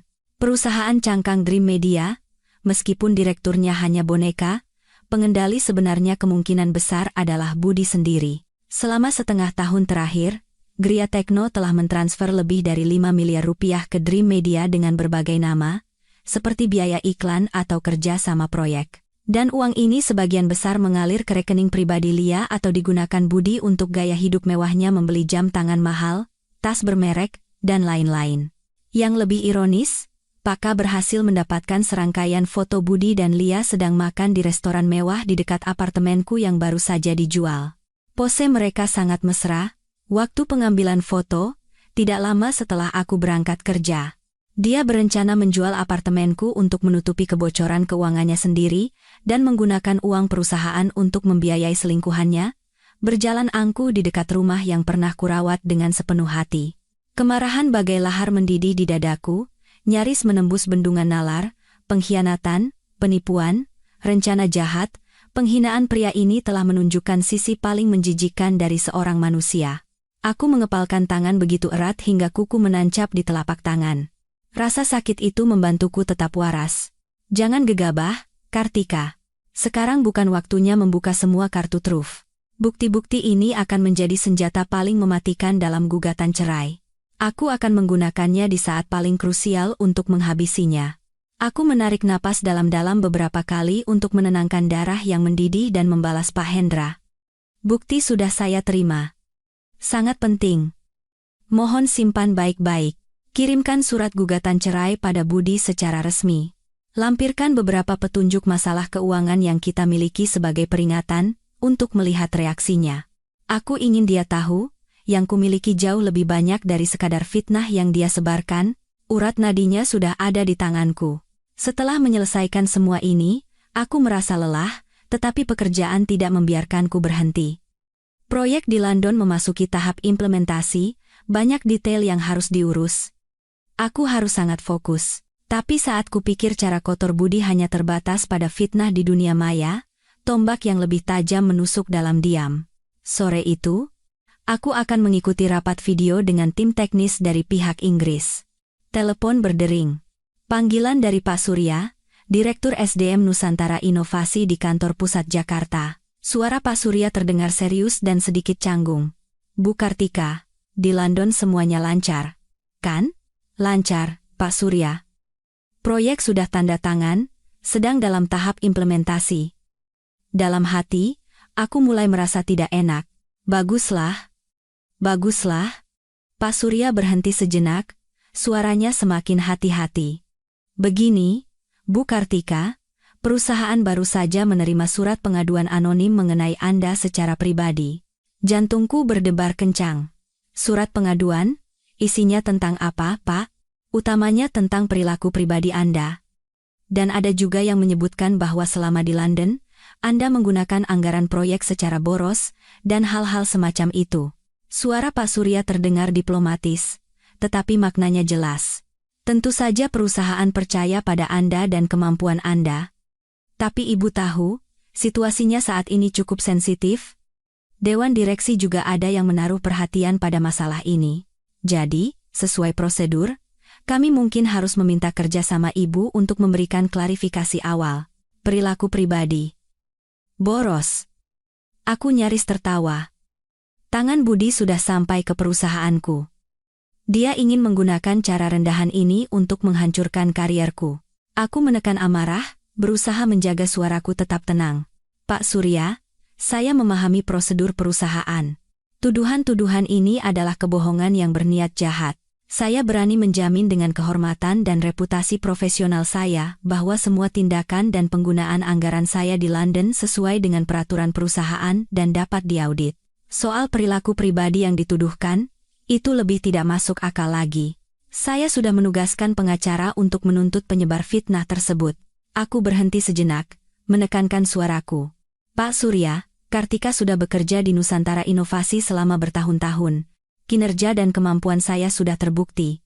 Sekarang, proyek di London baru saja dimulai dengan baik, lalu ada yang menggunakan cara keji seperti ini untuk memfitnah. Tujuannya sudah jelas, mungkin bukan hanya menargetkan saya pribadi, tetapi juga ingin mengganggu strategi ekspansi perusahaan di luar negeri. Saya harap perusahaan dapat mempertimbangkan dengan saksama dan tidak dimanfaatkan oleh orang jahat. Ujung telepon hening sejenak. Ketika Pak Surya berbicara lagi, suaranya jauh lebih rileks. Bu Kartika benar. Kemampuan dan dedikasi Anda diakui oleh semua orang di perusahaan. Tenang saja, perusahaan akan menyelidiki masalah ini dengan tuntas dan membersihkan nama Anda. Anda fokus saja pada proyek di London, biar saya yang urus di sini, tapi, tetap saja, mohon Anda siapkan dokumen klarifikasi tertulis, ya? Baik, Pak Surya. Saya akan segera siapkan dan kirimkan. Terima kasih atas kepercayaan dan dukungannya. Aku berkata dengan tulus. Setelah menutup telepon, punggungku terasa dingin. Bahaya sekali. Jika bukan karena rekam jejakku yang baik, posisiku yang cukup kuat di perusahaan, dan persiapan yang sudah kulakukan, pengaduan anonim Budi kali ini bisa saja menimbulkan masalah besar bagiku. Setelah amarah, muncul rasa dingin dan kewaspadaan yang lebih dalam. Budi sudah gila. Dia tidak lagi memilih cara untuk menyeretku bersamanya. Pertarungan selanjutnya akan semakin berbahaya. Aku segera membuka komputer, mulai menulis dokumen klarifikasi untuk perusahaan, sambil mengumpulkan bukti-bukti terkait seperti sertifikat tanah, salinan somasi dari pengacara, dan beberapa catatan pengeluaran kerja yang bisa diungkapkan.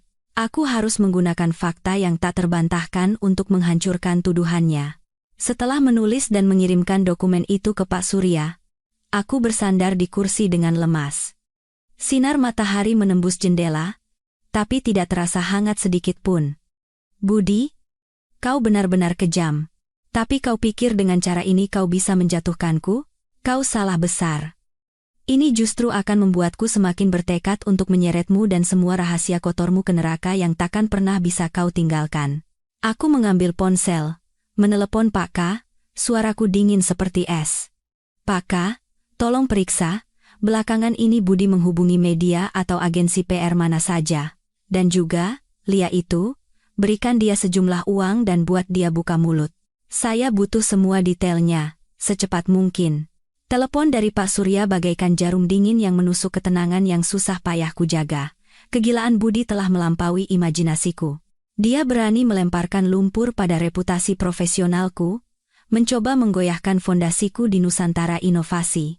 Ini adalah pelanggaran batas yang tidak bisa kuterima.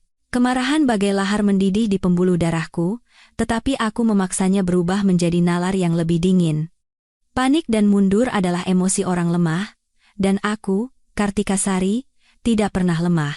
Aku menghabiskan setengah jam menulis klarifikasi yang logis dan penuh bukti, melampirkan dokumen terkait, dan mengirimkannya melalui email kepada Pak Surya. Aku juga mengirim salinannya langsung ke Wakil Presiden yang membawahi bisnis luar negeri dan ke kantor CEO. Dalam email itu, aku tidak hanya menolak semua tuduhan tak berdasar dengan tegas, tetapi juga dengan jelas menunjukkan bahwa ini adalah fitnah jahat dari pesaing meskipun tidak menyebut nama Budi. Aku menyiratkan hubungannya dengan Gria Tekno, yang menargetkan diriku dan proyek London Nusantara Inovasi dengan tujuan merusak strategi perusahaan.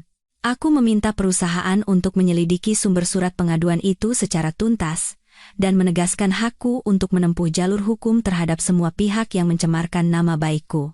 Setelah mengirim email, aku menelepon Wakil Presiden dan Pak Surya lagi untuk menekankan konsekuensinya secara serius. Wakil Presiden dengan tegas menyatakan dukungannya penuh padaku, menyuruhku fokus bekerja sementara kantor pusat akan menangani kekacauan ini. Pak Surya juga kembali meyakinkan bahwa proses internal hanyalah formalitas, aku tidak perlu khawatir. Setelah mengatasi krisis di perusahaan, aku segera mempersiapkan serangan balasan yang lebih dahsyat. Budi ingin bermain kotor, aku akan tunjukkan padanya apa itu pembalasan yang berkelas. Pertama, aku menghubungi Pak Hendra lagi, memberikan instruksi yang jelas dan tegas. Pak Hendra, ajukan gugatan pencemaran nama baik terhadap Budi secara resmi, sekarang juga. Bersamaan itu, gunakan bukti-bukti kuat yang kita miliki termasuk hubungan gelapnya dengan Lia, penggelapan aset perusahaan melalui Dream Media, ajukan pengaduan resmi kepada kreditur utama Gria Tekno, investor yang berminat, dan lembaga pengawas terkait seperti Direktorat Jenderal Pajak dan Kementerian Perdagangan, cantumkan nama pelapor. Pengaduan harus detail dan akurat, Bu Kartika. Jika kita melapor secara resmi, mungkin akan membuat Pak Budi semakin marah. Apakah tidak sebaiknya dipertimbangkan lagi? Pak Hendra mengingatkan dengan hati-hati. Tidak perlu, kataku dengan tegas. Dia sudah tidak punya batas. Aku juga tidak perlu menyisakan ampun untuknya. Yang kuinginkan adalah membuatnya tidak punya kesempatan untuk bangkit lagi. Lakukan seperti yang saya katakan. Baik, Bu. Pak Hendra tidak berkata apa-apa lagi. Dia mengerti tekadku. Selanjutnya, aku menggunakan jaringan yang telah kubangun selama bertahun-tahun di dunia bisnis. Aku menghubungi beberapa senior dan investor berpengaruh yang memiliki kerjasama mendalam dengan Nusantara Inovasi. Bukan untuk mengadu, hanya menceritakan secara objektif bahwa karena masalah pribadi, aku sedang difitnah oleh mantan suami yang mungkin akan berdampak pada reputasi perusahaan. Aku juga menyiratkan bahwa Gria Tekno dan eksekutifnya, Budi, memiliki masalah kredibilitas dan risiko operasional yang serius, mengingatkan mereka untuk waspada. Para senior ini sangat cerdas. Bicara sedikit saja mereka sudah paham. Mereka mungkin tidak akan langsung bertindak, tapi antara aku dan Budi, mereka akan memihak siapa? Jawabannya sudah jelas. Budi ingin bertahan di industri ini di masa depan, sepertinya akan sangat sulit. Lalu, tibalah pada senjata pamungkas, Lia. Efisiensi pakai sangat tinggi. Uang. Ditambah dengan peringatan yang tepat menyiratkan bahwa Budi sendiri sedang di ujung tanduk, bersamanya hanya akan ikut hancur tak lama kemudian, wanita muda yang tampaknya hanya peduli penampilan itu memilih untuk melindungi dirinya sendiri.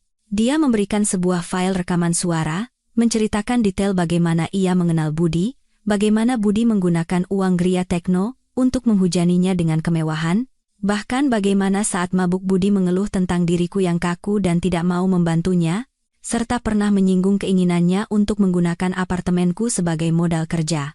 Dia juga menyerahkan catatan pembelian perhiasan mahal yang dibelikan Budi, dengan aliran dana yang jelas menunjuk pada pengeluaran tidak wajar Gria Tekno. Bukti-bukti ini bagaikan kepingan puzzle terakhir yang memaku kepalsuan, keserakahan, dan tindakan ilegal Budi hingga tak bisa mengelak. Aku tidak langsung membuka bukti-bukti ini ke publik, tetapi meminta Pak Hendra untuk menggunakannya sebagai bom besar, melampirkannya dalam laporan terbaru yang akan dikirim ke instansi terkait, dan menyiapkannya sebagai bukti kunci dalam gugatan cerai untuk menegaskan bahwa dia telah melakukan kesalahan serius selama pernikahan dan dengan sengaja memindahtangankan harta bersama. Setelah semuanya selesai, aku berdiri di depan jendela kaca besar kamar hotelku. Langit malam London tidak sebenderang api di mataku saat ini. Rencana telah selesai, perangkap telah dipasang. Tinggal menunggu waktu untuk memanen hasilnya. Beberapa hari kemudian, hasilnya mulai terlihat. Pertama, Rina menelepon dengan gembira. "Kartika, kamu hebat banget. Si bajingan Budi itu reputasinya hancur lebur. Dengar-dengar, beberapa investor yang tadinya tertarik dengan Gria Tekno mundur semua. Perusahaannya kayaknya lagi diperiksa sama pajak dan Kementerian Perdagangan, kantornya sampai disegel. Sekarang di kalangan kita gosipnya heboh. Katanya dia menggelapkan uang perusahaan buat biayain selingkuhan, plus bikin utang fiktif buat nipu kamu. Sampah masyarakat banget. Orang-orang yang dulu mihak dia sekarang nggak berani ngomong apa-apa." Selanjutnya, Pak Hendra melaporkan kemajuan. Gugatan pencemaran nama baik sudah diterima secara resmi oleh pengadilan, Bu. Instansi terkait, setelah menerima laporan, menanggapinya dengan serius dan sudah memulai proses pemeriksaan terhadap Gria Tekno. Pak Budi mencoba menghubungi saya, suaranya panik, ingin negosiasi, tapi saya tolak dengan alasan semuanya harus berjalan sesuai proses hukum. Akhirnya, bahkan Budi sendiri tidak tahan. Suatu malam di London, teleponku kembali dibanjiri panggilannya. Kali ini, aku tidak menolak atau langsung menutupnya. Aku ingin mendengar apa lagi yang bisa digonggongkan oleh anjing gila yang sekarat ini. Begitu panggilan diangkat, yang terdengar bukan bentakan, melainkan rintihan yang nyaris hancur dan diwarnai isak tangis. "Kartika. Kartika, aku salah. Aku tahu aku salah. Bisakah kamu melepaskanku? Kumohon. Aku mohon padamu." Suaranya serak, penuh keputusasaan. Perusahaan bangkrut, semuanya hancur. Laporan-laporan itu ulahmu, kan? Kenapa kamu sekejam ini? Harus memaksaku sampai mati, ya? Aku memegang telepon, berjalan ke jendela, suaraku tenang tanpa riak, menyiratkan cemoohan. "Budi, baru sekarang kamu sadar kalau salah? Waktu kamu dan ibumu berencana menjual apartemenku, waktu kamu mencoba memalsukan surat kuasa untuk menggadaikannya, waktu kamu pakai uang perusahaan untuk membiayai selingkuhanmu, waktu kamu menyebar fitnah tentangku kemana-mana, kenapa kamu tidak berpikir kalau kamu salah? Aku hilaf. Ibu yang memaksaku. Lia yang menggodaku. Dia melempar kesalahan dengan menjijikkan. Kartika, kita pernah jadi suami istri. Tidakkah kamu bisa melihat hubungan kita yang dulu? Tarik gugatanmu, ya? Jangan melapor lagi. Beri aku jalan keluar. Aku janji tidak akan mengganggumu lagi. Syarat cerai? Apapun katamu, aku setuju. Hubungan kita yang dulu? Aku tertawa kecil. Tawa itu begitu dingin hingga menusuk hati. Sejak saat kau merencanakan kejahatan terhadapku, hubungan kita hanya tersisa penyelesaian utang piutang.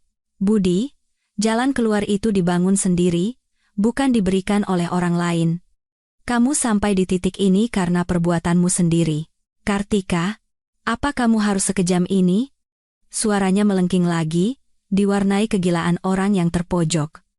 Jangan lupa, kamu masih punya ibumu. Kalau kamu memaksaku sampai terpojok, aku bisa melakukan apa saja. Akhirnya, sifat aslinya keluar. Mulai menggunakan orang yang paling kusayangi untuk mengancam. Mataku menajam seketika, tapi suaraku justru semakin dingin. Budi, kuperingatkan kau untuk membuang pikiran itu. Kalau kau berani menyentuh ibuku, bahkan sehelai rambut pun, aku jamin kau dan ibumu akan menghabiskan sisa hidup kalian di penjara. Apa yang kumiliki di tangan sudah lebih dari cukup untuk membuatmu di penjara bertahun-tahun. Tidak percaya? Coba saja. Ujung telepon hanya tersisa suara napasnya yang berat dan ketakutan. Oh, ya, tambahku, memberikan pukulan terakhir, lupa memberitahumu. Lia yang sangat kau khawatirkan itu, dia sudah menceritakan semua yang dia tahu. Termasuk bagaimana kau mengeluh tentangku padanya. Bagaimana kau berencana merebut apartemenku, perhiasan yang kau berikan padanya. Bukti transfer, semuanya sebentar lagi akan ada di meja jaksa. Tidak mungkin. Wanita jalang itu. Budi meraung tak percaya. Selamat menikmati sisa hidupmu, Budi. Aku tidak memberinya kesempatan bicara lagi, langsung memutus sambungan dan memblokir nomornya. Dunia benar-benar sunyi. Aku tahu. Penghancuran mentalnya telah selesai. Pukulan baja dari hukum dan kenyataan akan segera menyusul. Aku membuka email, melihat email baru dari Pak Hendra. Jadwal sidang perceraian sudah ditetapkan, Bu. Awal bulan depan. Bersamaan itu, beliau mengingatkan, Ibu Puspita, ibu dari Pak Budi, masa kurungannya sudah selesai dan sudah dibebaskan. Ibu Puspita sudah keluar. Aku sedikit mengerutkan kening. Wanita tua yang gemar membuat onar ini tidak mungkin akan diam saja. Dia mungkin akan menjadi masalah terakhir dan yang paling tidak rasional setelah Budi. Tapi tidak masalah. Semua dendam dan perhitungan ini sudah waktunya diselesaikan di pengadilan sampai tuntas. Aku menutup komputer, merebahkan diri. Kali ini, aku tertidur dengan cepat. Kabar pembebasan Ibu Puspita bagaikan batu yang dilempar ke danau yang tampak tenang, menimbulkan riak kecil di hatiku, tetapi segera memudar.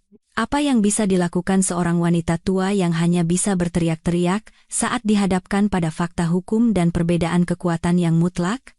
Aku lebih khawatir dia akan mengganggu ibuku seperti anjing gila, meskipun aku sudah mempersiapkan semuanya dengan cermat. Aku mencurahkan kembali fokusku pada penutupan proyek di London. Kerja sama dengan grup Carson berjalan mulus. Produk gelombang pertama akan segera diluncurkan di pusat perbelanjaan besar di seluruh Inggris, respon saat promosi di luar dugaan. Dari kantor pusat Nusantara Inovasi, Pak Surya secara khusus menelepon dengan nada lega, memberitahu bahwa pengaduan anonim sebelumnya telah diselesaikan sepenuhnya. Dewan Direksi memuji kemampuanku mengendalikan situasi dan berhasil menembus pasar Inggris. Bahkan menyiratkan bahwa saat aku kembali, mungkin ada posisi yang lebih penting menanti. Kelancaran dalam karier sangat kontras dengan kekacauan kehidupan pernikahan di Jakarta, membuatku semakin bertekad untuk memotong masalah ini secepat mungkin. Efisiensi Pak Hendra sangat tinggi. Persiapan gugatan cerai berjalan sistematis. Setelah kehancuran mental dan ancaman awalnya, Budi tampaknya menerima kenyataan dan mengirim kabar melalui pengacaranya bahwa ia bersedia menegosiasikan syarat perceraian. Nadanya jauh lebih lunak. Tapi aku tahu betul, ini hanyalah taktik mengulur waktu atau pilihan putus asa. Aku memberitahu Pak Hendra bahwa aku tidak menerima mediasi di luar pengadilan, bersikeras untuk melanjutkan gugatan sampai akhir. Aku ingin mendapatkan semua yang seharusnya menjadi milikku secara terhormat di pengadilan, dan mengungkap semua perilaku menjijikannya di depan umum. Hari sidang ditetapkan pada suatu pagi di awal musim gugur.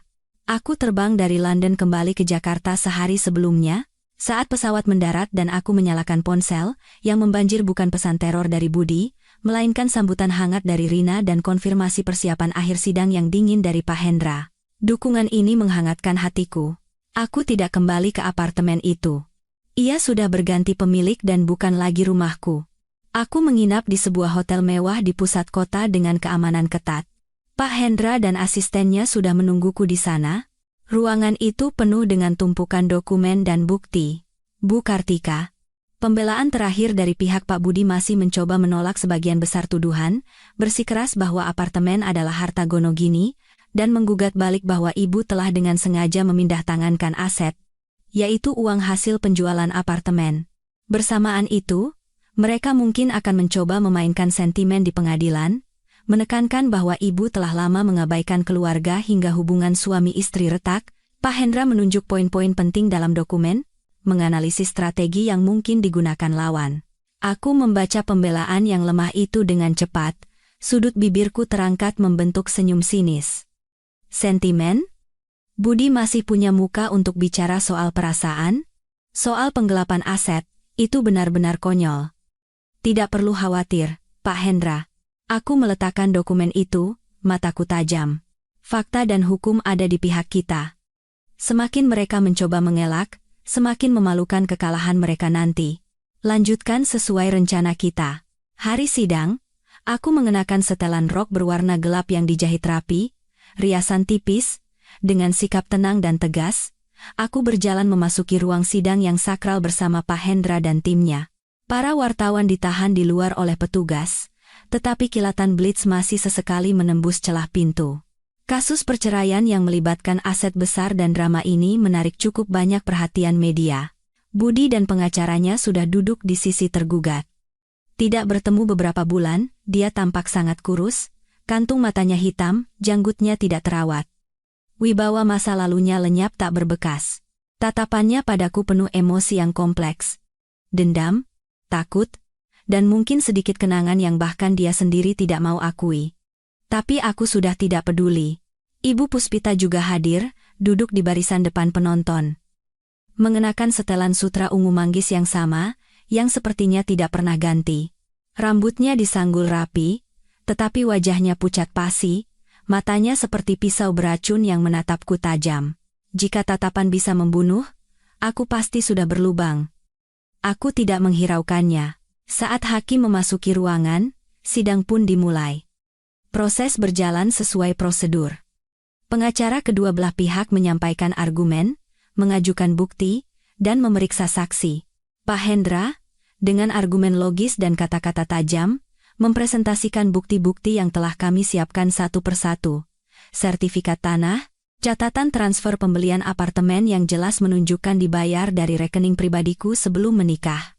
Rekaman suara Budi berdiskusi menjual apartemen dengan agen properti, rekaman suara saat ia mencoba mendapatkan surat kuasa untuk menggadaikannya, dan bukti hubungan gelap dengan Lia, catatan transfer dana Gria Tekno yang digelapkan melalui Dream Media. Setiap bukti bagaikan pemberat yang diletakkan di sisi timbangan Budi. Pengacara Budi mencoba membantah sekuat tenaga, tetapi tampak lemah. Ia mempertanyakan legalitas bukti rekaman suara, tetapi ditolak oleh hakim. Ia mengklaim transfer dana antara Gria Tekno dan Dream Media adalah kerjasama bisnis normal, tetapi tidak bisa menunjukkan kontrak kerjasama yang kredibel. Bahkan mencoba melempar kesalahan Budi sebagai akibat dari tekanan hubungan suami istri yang tidak harmonis. Ketika Pak Hendra menyajikan catatan pembelian barang mewah Budi untuk Lia dan jejak keuangannya, terdengar gumaman dan bisik-bisik dari bangku penonton. Ibu Puspita langsung berdiri, berteriak, "Bohong, semuanya bohong. Kartika, perempuan jalang ini memfitnah anakku. Harap tenang." Hakim mengetuk palu dengan keras, wajahnya serius. Penonton dilarang membuat keributan, jika tidak akan dikeluarkan dari ruang sidang. Petugas pengadilan mendekat dan memperingatkan Ibu Puspita, yang akhirnya duduk dengan enggan, dadanya naik turun dengan cepat, matanya semakin penuh dendam. Wajah Budi pucat seperti kertas, dahinya dipenuhi keringat dingin. Di hadapan bukti yang tak terbantahkan, pembelaan apapun tampak konyol dan sia-sia. Saat tiba waktunya untuk pernyataan penutup, pengacara Budi masih mencoba untuk terakhir kalinya, menekankan bahwa Budi sudah menyesal, berharap pengadilan akan mempertimbangkan hubungan suami istri, dan memberikan pembagian harta yang adil. Kemudian, hakim menatapku. "Penggugat, Kartika Sari, apakah ada yang ingin Anda sampaikan lagi?" Aku perlahan berdiri. Mataku yang tenang menyapu wajah putus asa Budi, lalu menatap hakim, suaraku jelas dan tegas. "Yang mulia hakim, Majelis hakim yang terhormat, berada di sini hari ini bukanlah yang saya inginkan. Saya dan tergugat pernah menjadi suami istri. Saya pernah dengan tulus berharap bisa menua bersamanya, membangun keluarga dan bisnis bersama. Saya berusaha menyeimbangkan pekerjaan dan keluarga, memberikan dukungan ekonomi dan profesional semampu saya. Tapi, dedikasi dan kepercayaan saya dibalas dengan rencana jahat yang kejam, pengkhianatan total, dan fitnah yang keji." Suaraku tetap datar, tetapi kekuatan dalam kata-kataku membuat seluruh ruang sidang hening. Tergugat, Budi Hartono, selama saya bekerja di luar negeri, bekerja sama dengan ibunya mencoba menjual apartemen yang saya beli dengan uang pribadi sebelum menikah secara tidak sah. Ketika rencananya gagal, ia mencoba memalsukan dokumen untuk menggadaikannya.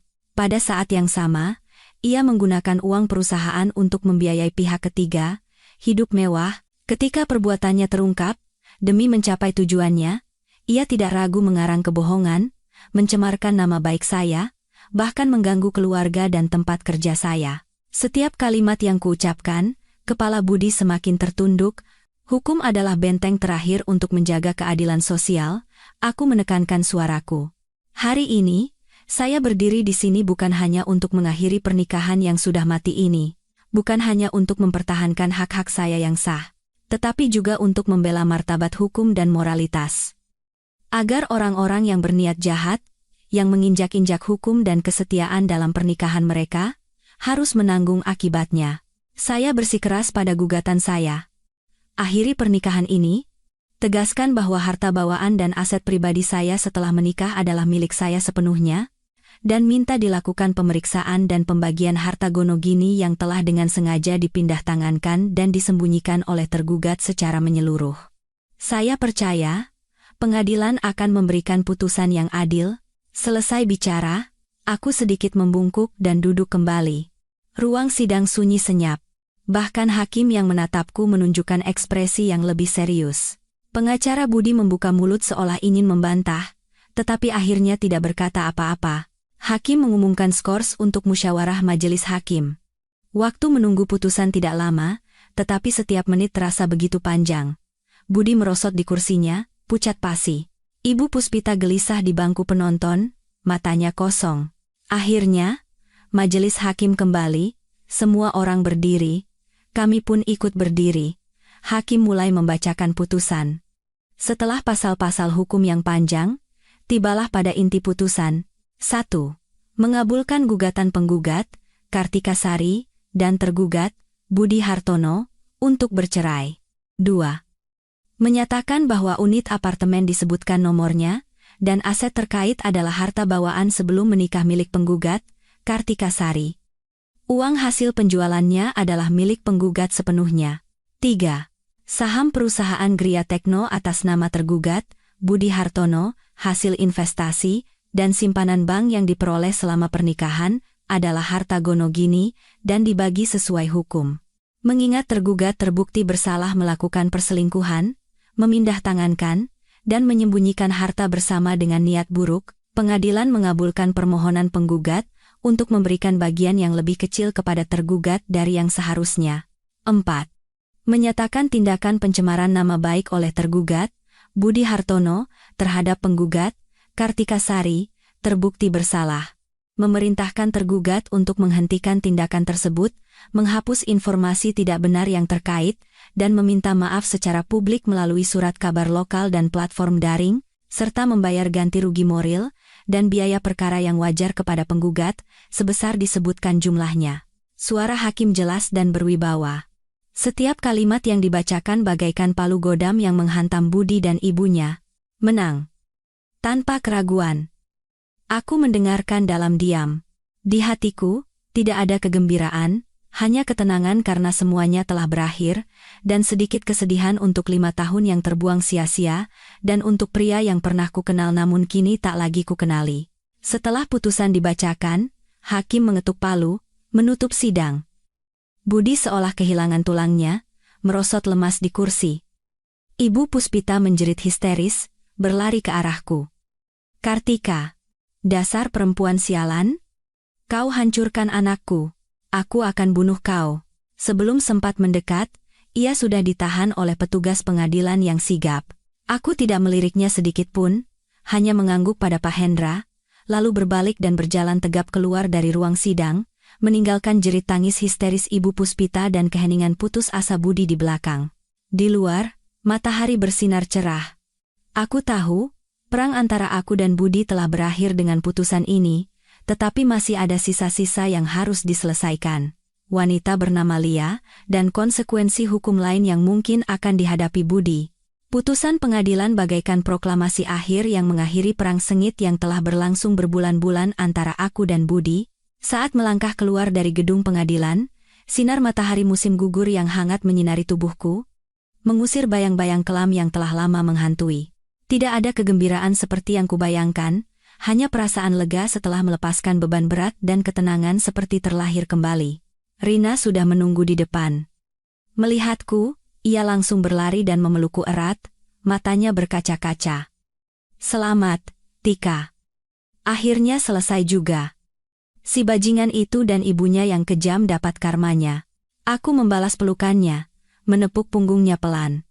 Terima kasih, Rin. sudah selalu ada di sisiku. Persahabatan di saat sulit seperti ini terasa lebih hangat dari kemenangan apapun. Pak Hendra berjalan di belakangku, wajahnya tersenyum profesional, tetapi matanya juga menunjukkan kelegaan.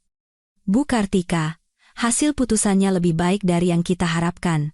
Eksekusi pembagian aset nanti, termasuk permintaan maaf dan ganti rugi dari Pak Budi, akan terus saya pantau untuk memastikan putusan pengadilan dilaksanakan sepenuhnya. Terima kasih banyak, Pak Hendra. Aku berterima kasih dengan tulus. Biarkan semuanya berjalan sesuai prosedur hukum. Kami segera meninggalkan tempat yang penuh konflik itu. Di dalam mobil, Rina berceloteh riang, merencanakan perayaan. Aku tersenyum mendengarkannya, tetapi pandanganku tertuju pada pemandangan kota yang berlalu cepat di luar jendela. Kota ini menyimpan banyak kenanganku, baik dan buruk. Sekarang, semuanya akan kusimpan dalam peti masa lalu. Aku tahu, akhir yang sesungguhnya masih membutuhkan waktu untuk dicerna dan diselesaikan. Kabar putusan menyebar cepat di lingkaran sosial. Kali ini, tidak ada bisik-bisik.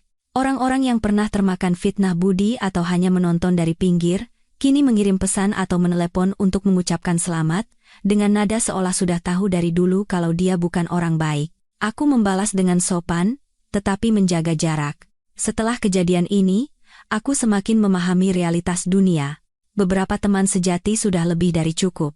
Aku pindah dari hotel sementara ke sebuah apartemen mewah yang baru kusewa, dengan keamanan yang baik dan dekat dengan kantorku. Uang hasil penjualan apartemen lama belum kugunakan, sebagian besar telah kurencanakan untuk investasi yang stabil. Kebebasan dan kemandirian finansial adalah fondasi hidupku di masa depan.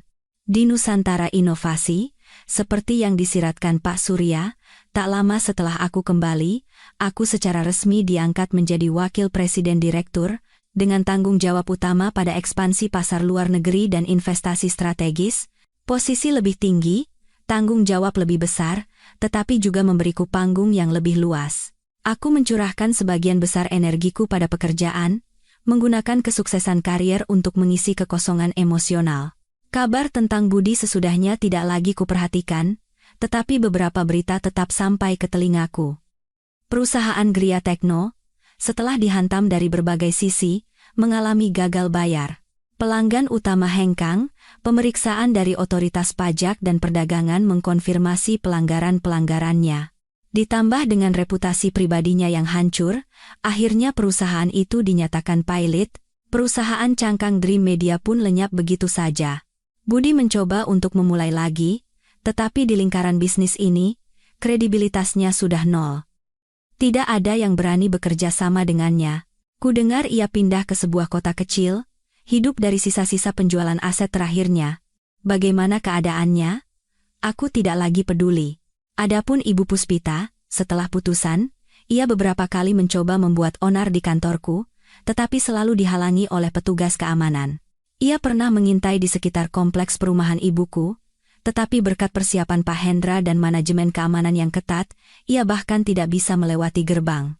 Belakangan kudengar, karena stres yang menumpuk dan usia yang menua, kesehatannya menurun drastis. Tak lama kemudian ia jatuh sakit. Budi sendiri tidak bisa mengurus dirinya, sehingga ia harus hidup dengan uang pensiun yang sedikit di kampung halamannya. Keangkuhan masa lalunya akhirnya menjadi pemandangan yang menyedihkan di hari tua. Orang yang menyebalkan terkadang punya sisi yang patut dikasihani, tetapi aku tidak merasa kasihan padanya sedikit pun. Model bernama Lia, setelah mendapatkan sejumlah uang, dengan cepat menghilang dari pandangan publik, kudengar ia pindah ke sebuah kota di selatan. Ia hanyalah figuran dalam proses kejatuhan Budi, tidak punya peran penting. Setengah tahun kemudian, di akhir pekan yang cerah, aku mengajak ibuku berlibur di sebuah villa kecil yang baru kubeli. Villa ini terletak di tepi danau yang tenang, suasananya asri. Rumah yang kubeli dengan sebagian tabunganku, sengaja untuk tempat ibuku bersantai di masa pensiun, dan sesekali untukku melepaskan penat. Ibu menanam bunga dan tanaman di seluruh halaman, wajahnya penuh kebahagiaan dan ketenangan. Melihatnya bahagia di hari tuanya, hatiku dipenuhi rasa syukur. Saat matahari terbenam, aku dan ibu duduk minum teh di kursi rotan di taman. Ibu perlahan menggenggam tanganku, matanya lembut penuh kasih. Kartika, yang sudah berlalu biarlah berlalu, ya, nak. Kamu masih muda, masa depan masih panjang. Aku menggenggam tangan ibuku yang hangat dan sedikit kasar, tersenyum. Iya, Bu. Kartika tahu. Ibu tidak perlu khawatir, Kartika baik-baik saja. Ya, aku baik-baik saja. Pernikahan itu seperti flu berat. Meskipun proses penyembuhannya lama, pada akhirnya akan sembuh juga. Itu tidak menghancurkanku, malah membuatku lebih kuat, lebih bijak, dan lebih menjadi diriku sendiri. Beberapa bulan kemudian, di sebuah konferensi bisnis tingkat tinggi, aku bertemu seorang pria. Dia seorang eksekutif di lembaga keuangan multinasional. Hangat, sopan, profesional, dan cerdas. Matanya jernih dan tulus. Kami berkenalan karena pekerjaan, dan dalam beberapa kali diskusi bisnis, kami saling mengagumi. Dia sudah beberapa tahun bercerai, membesarkan seorang putri seorang diri. Dia punya pemahaman yang mendalam tentang keluarga dan tanggung jawab. Bersamanya, aku merasakan kelegaan dan kebebasan yang sudah lama tidak kurasakan. Kami tidak terburu-buru memulai hubungan baru, tetapi perlahan saling mengenal sebagai teman, saling menghormati. Dia mengagumi kemandirian dan kemampuanku, aku mengagumi tanggung jawab dan kecerdasannya. Bagaimana masa depan nantinya, aku tidak tahu. Tapi aku bersedia memberi diriku kesempatan untuk mencoba, untuk percaya bahwa hidup itu seperti musim. Ada musim dingin yang membekukan, ada pula musim semi yang hangat. Yang terpenting adalah, dalam situasi apapun, menjaga kekuatan batin dan tidak pernah menyerah untuk mencari kehidupan yang lebih baik. Berdiri di depan jendela kaca besar di rumah baruku, memandang ribuan lampu kota, aku tahu, babak baru Kartika Sari telah dimulai. Dan kali ini, aku akan menulis masa depan yang lebih cerah dan lebih luas dengan tanganku sendiri. Tanganku sendiri. Tanganku sendiri. Tanganku sendiri. Tanganku sendiri. Tanganku sendiri. Tanganku sendiri. Tanganku sendiri. Tanganku sendiri. Tanganku sendiri.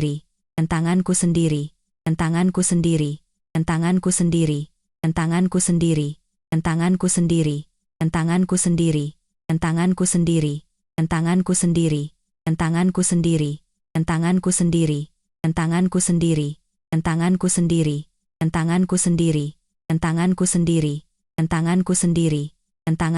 tanganku sendiri, tanganku sendiri, tanganku sendiri, tanganku sendiri, tanganku sendiri, tanganku sendiri, tanganku sendiri, tanganku sendiri, tanganku sendiri. Tanganku sendiri, tanganku sendiri, tanganku sendiri, tanganku sendiri, tanganku sendiri, tanganku sendiri, tanganku sendiri, tanganku sendiri, tanganku sendiri, tanganku sendiri, tanganku sendiri, tanganku sendiri, tanganku sendiri, tanganku sendiri, tanganku sendiri, tanganku sendiri, tanganku sendiri, tanganku sendiri, tanganku sendiri, tanganku sendiri. Tanganku sendiri, tanganku sendiri, tanganku sendiri, tanganku sendiri,